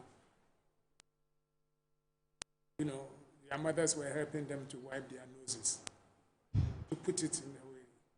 It's like I was talking to some man who told me, that time I was editor of the Pioneer. Okay. So there I'm sitting there, editor of the Pioneer, and then somebody comes and he's talking to me, and I'm speaking to him, and the person says to me, this is 1980. So the person says to me, when I first came to Kumasi in 1929, you know, and he nearly knocked me off. 1929. My mother was a little girl. 1929, you were grown up and you had come to Kumasi to work for one of the companies. So I'm saying that human memory is a very strange thing. So if you leave it lying, it forgets. Why does MTN have to remind us every day about 20 times to buy something? MTN, Vodafone and all the others, because human memory must keep on. So we have to keep on. Now that this opportunity has come, we have to keep on, we have to keep on. Because by doing that, we are keeping alive what she had fought to gain. If today we get 25 members in parliament and we are very happy, it is nowhere. Until we get to 100, we have got nowhere. Now, let's look at the organization of the main funeral itself. Was it well planned and executed, looking at the caliber of people who attended this event? I think it's been done very well. You know, Ghana, we know how to do these things well when we put our mind to it. I think so. But, you know, there is a saying in Tree that goes, I'm sure we have it in other languages. It says that, because no matter how you get it done, there will be something that didn't go right. Somebody who shouldn't have presented a chair, who didn't present. Somebody who should have gone to sit somewhere, and then they went and put the person somewhere. Those little hitches were okay. But otherwise, when we are doing something, you know, Ghana, our protocol office and others have people who are on top of their craft. And I am sure that apart from a few hitches here and there, it has been There were many who also believe that during her breakaway from the National Democratic Congress, she formed alliance with the New Patriotic Party. How would you respond to such allegations as well? I cannot speak to that, but I don't believe it. I don't believe it. Okay. Nana Konadu. Because she got very close to the former president, Nana Dankwa Akufo-Addo. This is it. Now, you will notice, for example, that these are people who know themselves. They knew themselves, their fathers knew themselves, and growing up. So you suddenly, because he has become president and you are, they don't suddenly become your enemies. Okay. So there are people who, here is somebody who has broken from party she had helped to form to go and set up. Now, as soon as you do that, giving the multi-party this thing there, it's like it creates suspicion and things like that. So when we see you laughing, don't you see that when we see our lawyer, we go to court and your lawyer is laughing heartily with the person, your opponent's lawyer, you get very suspicious. That kind of thing. So a lot of it was just perception and just talk. There was no substance to it. And Nana Konadu was very, I should put it, she was very at the front when the NDC lost the 2000 elections. She was all over the place granting interviews, while some NDC bigwigs didn't want to even comment on what exactly caused their loss. Could that have informed her choice of forming a home party? No, that was not it. That was not it. But you see, I'm saying that there will be a time to really go into some of these things. For now, we have done a beautiful, we are still in the process of doing it.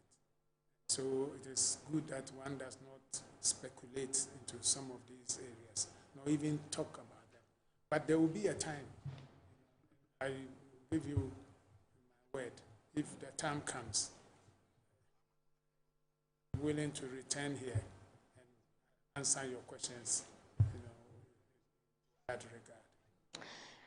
Let me bring you back to her death and all that. In her absence, how has things been? How has it affected in the close circles of the people that know her? How has her absence been felt? I wish that Honorable was here to. It came as much of a surprise to them, children, as it is to all of us.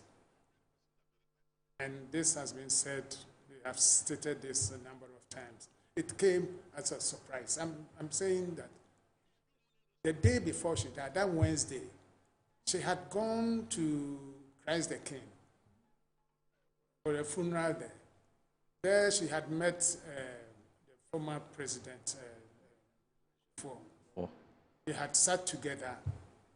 The Akonfna, Tumfos Akonfna was there. There were other people there. So then in the morning, we are told she's gone. Nobody had been prepared for it. All right, Nana, kindly hold on and let's go on the telephone and engage Dr. Jonathan Asante-Ocho is a political analyst and also a senior lecturer at the University of Cape Coast. The producers are working hard to bring us that particular interview, but Dr. Jonathan Asante-Ocho will be joining us to bring us what he makes of the life of the late Nana Konadu Agyeman-Rawlings, as and when he's able to join us for that particular interview, will definitely bring it to us. Producers, do we have Dr. Jonathan Asante-Ocho on the line? All right. They're still working the lines, and we'll definitely bring you that interview. So, Nana, you can kindly continue with your submission. So,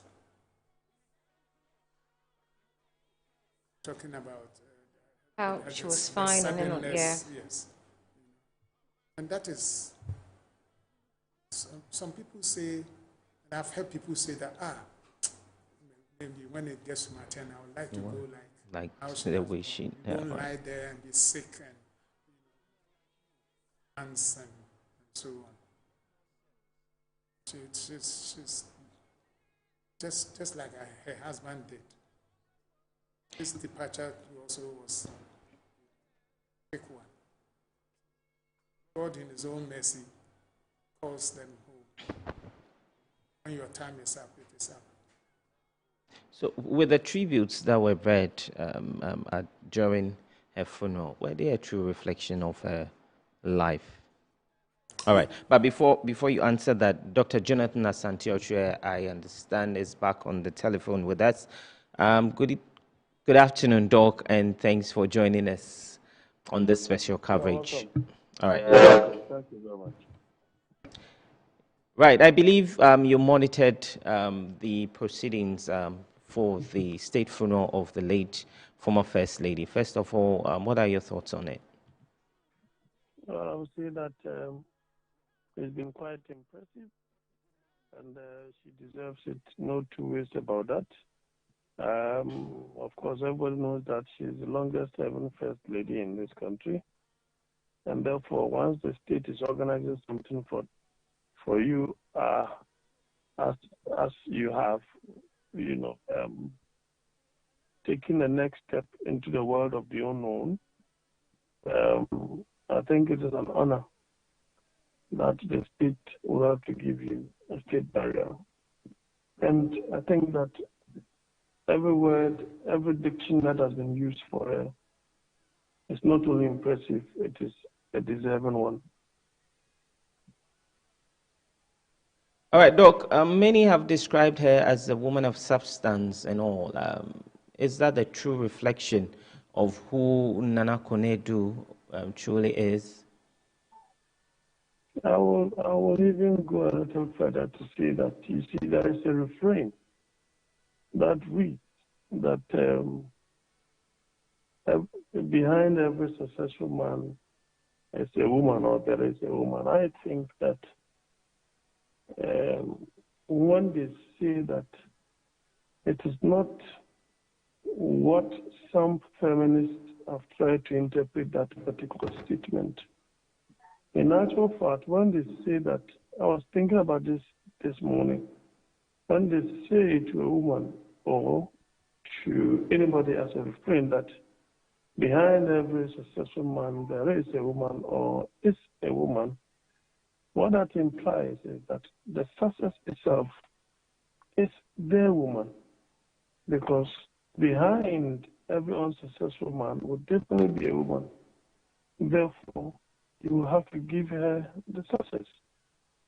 And so I think that if we speak about the late Mr. Rawlings in his early days as a revolutionary leader, up to the period where we have civil regime, I mean, everybody will attest to the fact that, the woman really won the elections for Mr. Rawlings. And you will have to accept the fact that by the time that the NDC was founded, there was not like a women's wing. The women's wing was the 31st December Women's Movement, in actual fact. And so you should not be surprised that the percentage that Mr. Rawlings had in 1992 and especially in 1996 was so overwhelming that, it took so many years probably for Mr. Mahama to equate something of that sort, or for him to even topple that as time to be corrected. And so, just to say a little about her, when we talk about women's empowerment in this country, I think that the trailblazer is the late Agyeman-Rawlings. a very bold figure. She means no words when she needed to tell you in the face what she thinks is all about what you're doing and what is going on. And so I also say that it is not easy that you will have to be able to contain all the pressures of the media and of governance. And from uncharted path like, what's it called, a military regime, up to the point where we were ushered into a democracy. It is not easy to hold your family together to the point that there was nothing like a threat to divorce or a divorce for that matter. And you could see that even when she had to go and set up or establish a new party, her husband was still with her both materially and spiritually. And to the point that he had to call her to come back home. That was quite romantic. But of course, it is to tell you that she is definitely a woman of substance who believed in her ideals. I'm aware that they were making, special preparations behind the scenes, of course, to bring her back into the fold of the NDC based upon the role that she had played. And unfortunately, death laid its icy hands on her.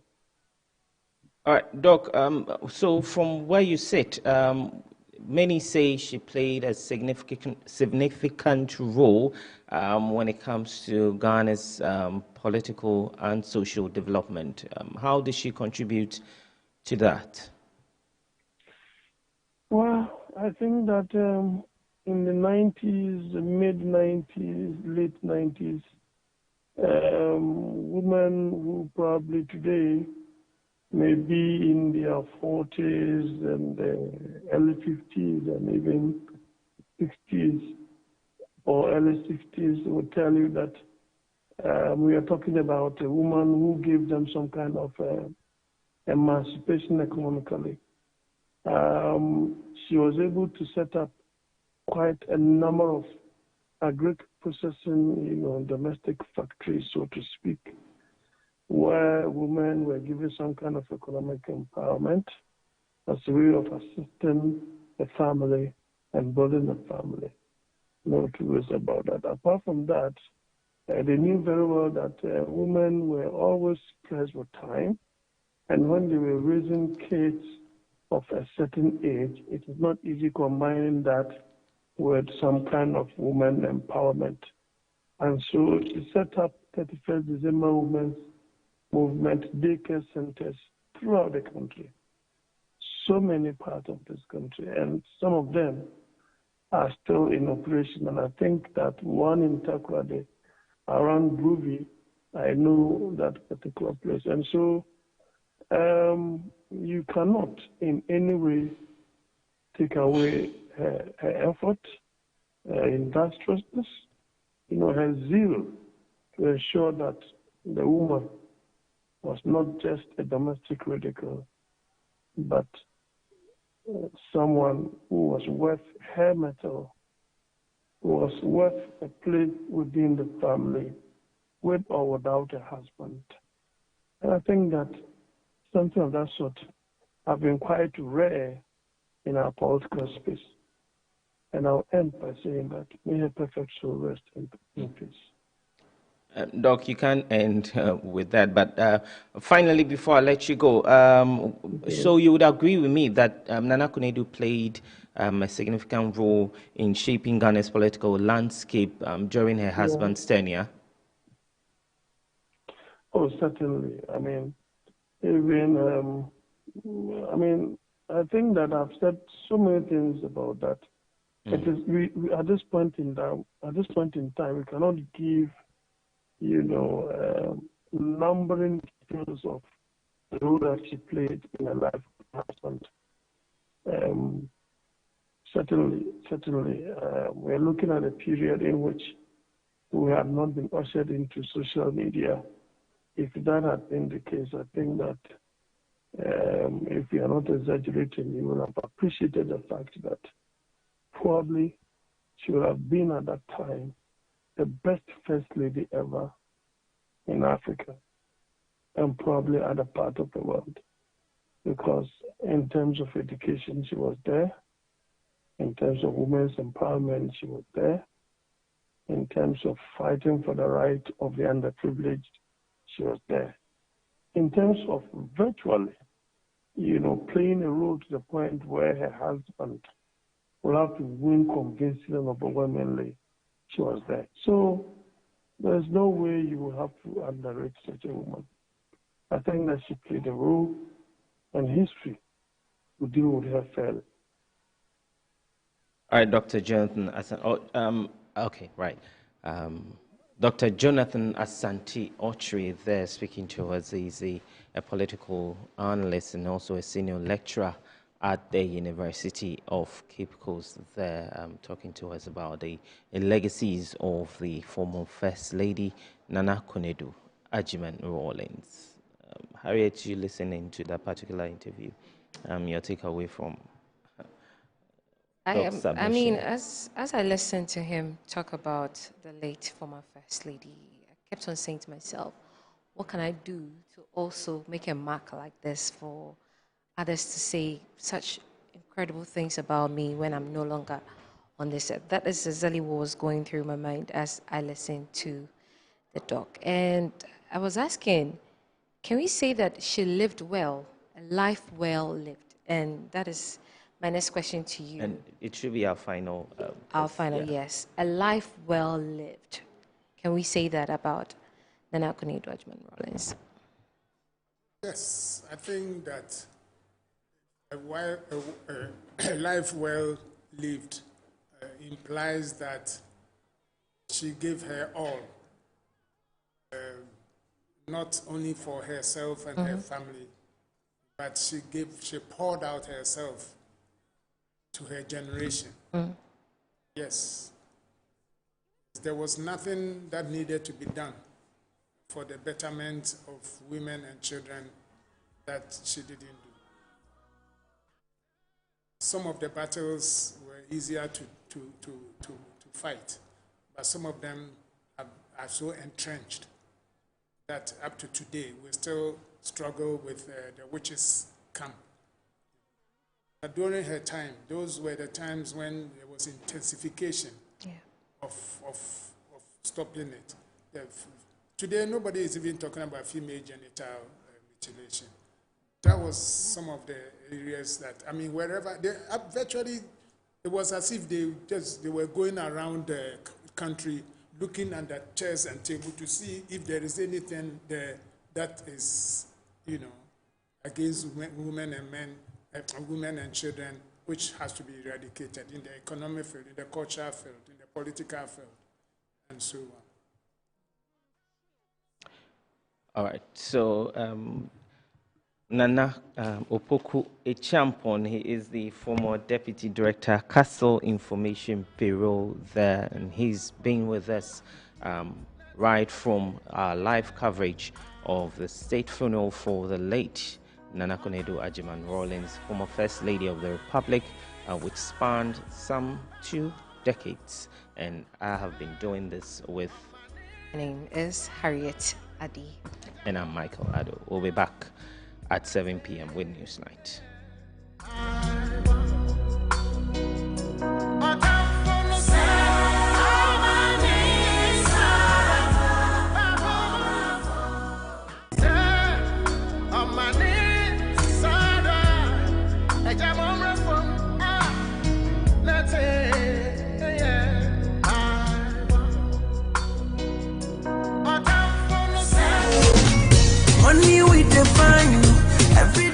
So congratulations to you and everybody that won on the bonus ticket. Okay, yes, we hope that next year you get on the luckiest again and win bigger than you won this time.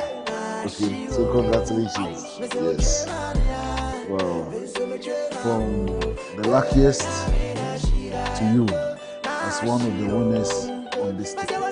So congratulations.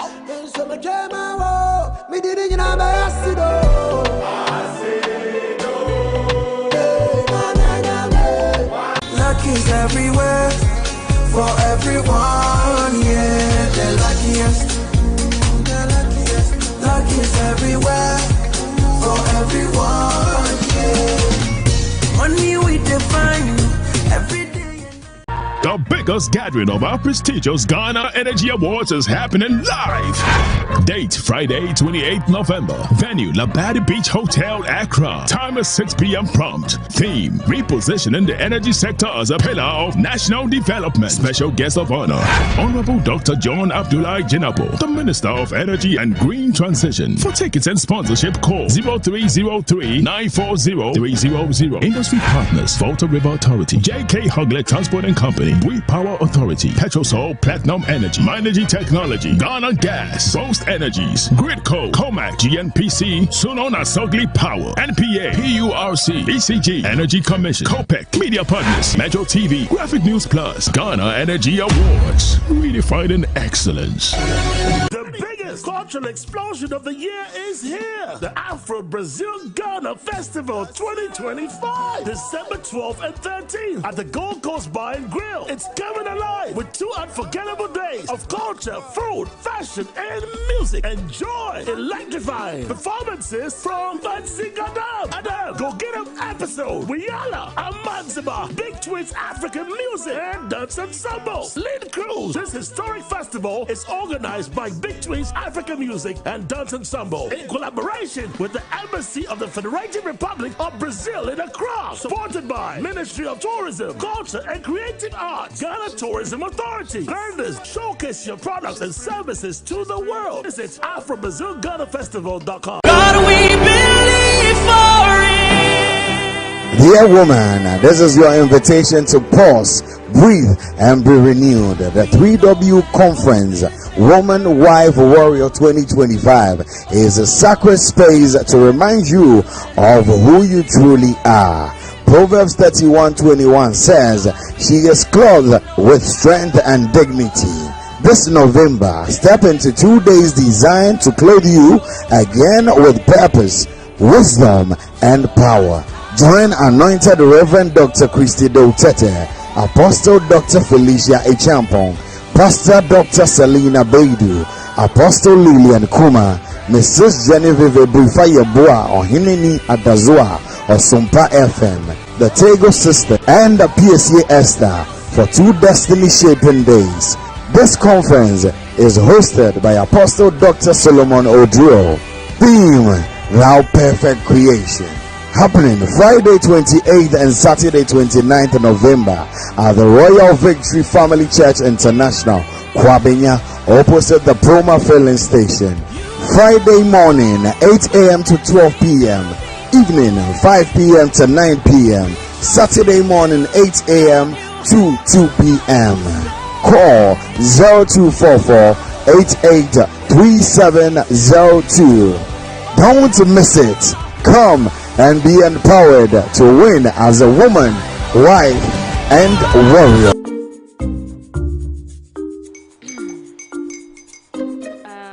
Kwame and his uncle are almost here.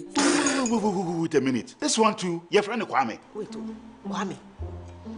As in the same Kwame again? Yes, Mommy. I'm the second coming. Into all this tension just to reintroduce that broke boy from Kaswa.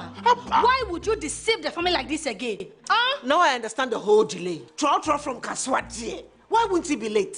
Or be later? Of course.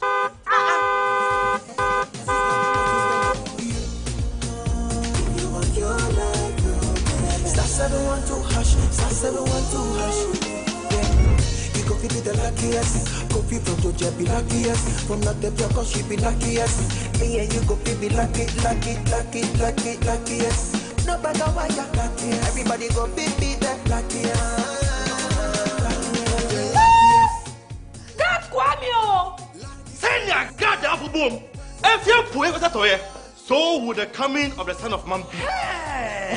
Is that his car? Ha! Even now, your shadow the way designer. I use my own mouth to reject him. Oh, this is my mouth. Look at that. Kwame, my son. Now, tell me the truth.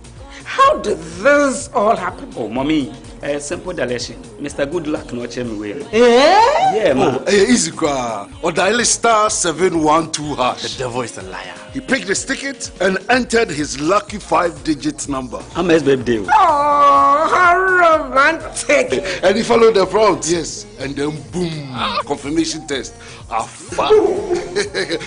One quick, pick 5 numbers for me, okay? I'm feeling like 7. Dial star 712 hash. Choose your ticket. Enter your lucky number. Follow the prompt and let destiny handle the You see how they love you now? Yo, do you have family payment? Before December, may release a motivational bomb. Patapa, my super. This promotion is regulated by the NLA on the Caritas platform.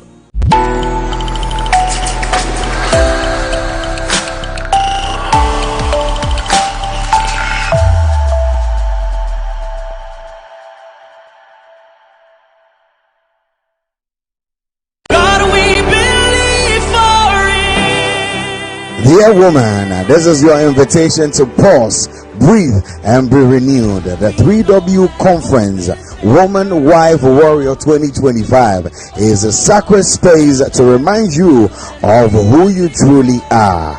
Proverbs 31:21 says, "She is clothed with strength and dignity."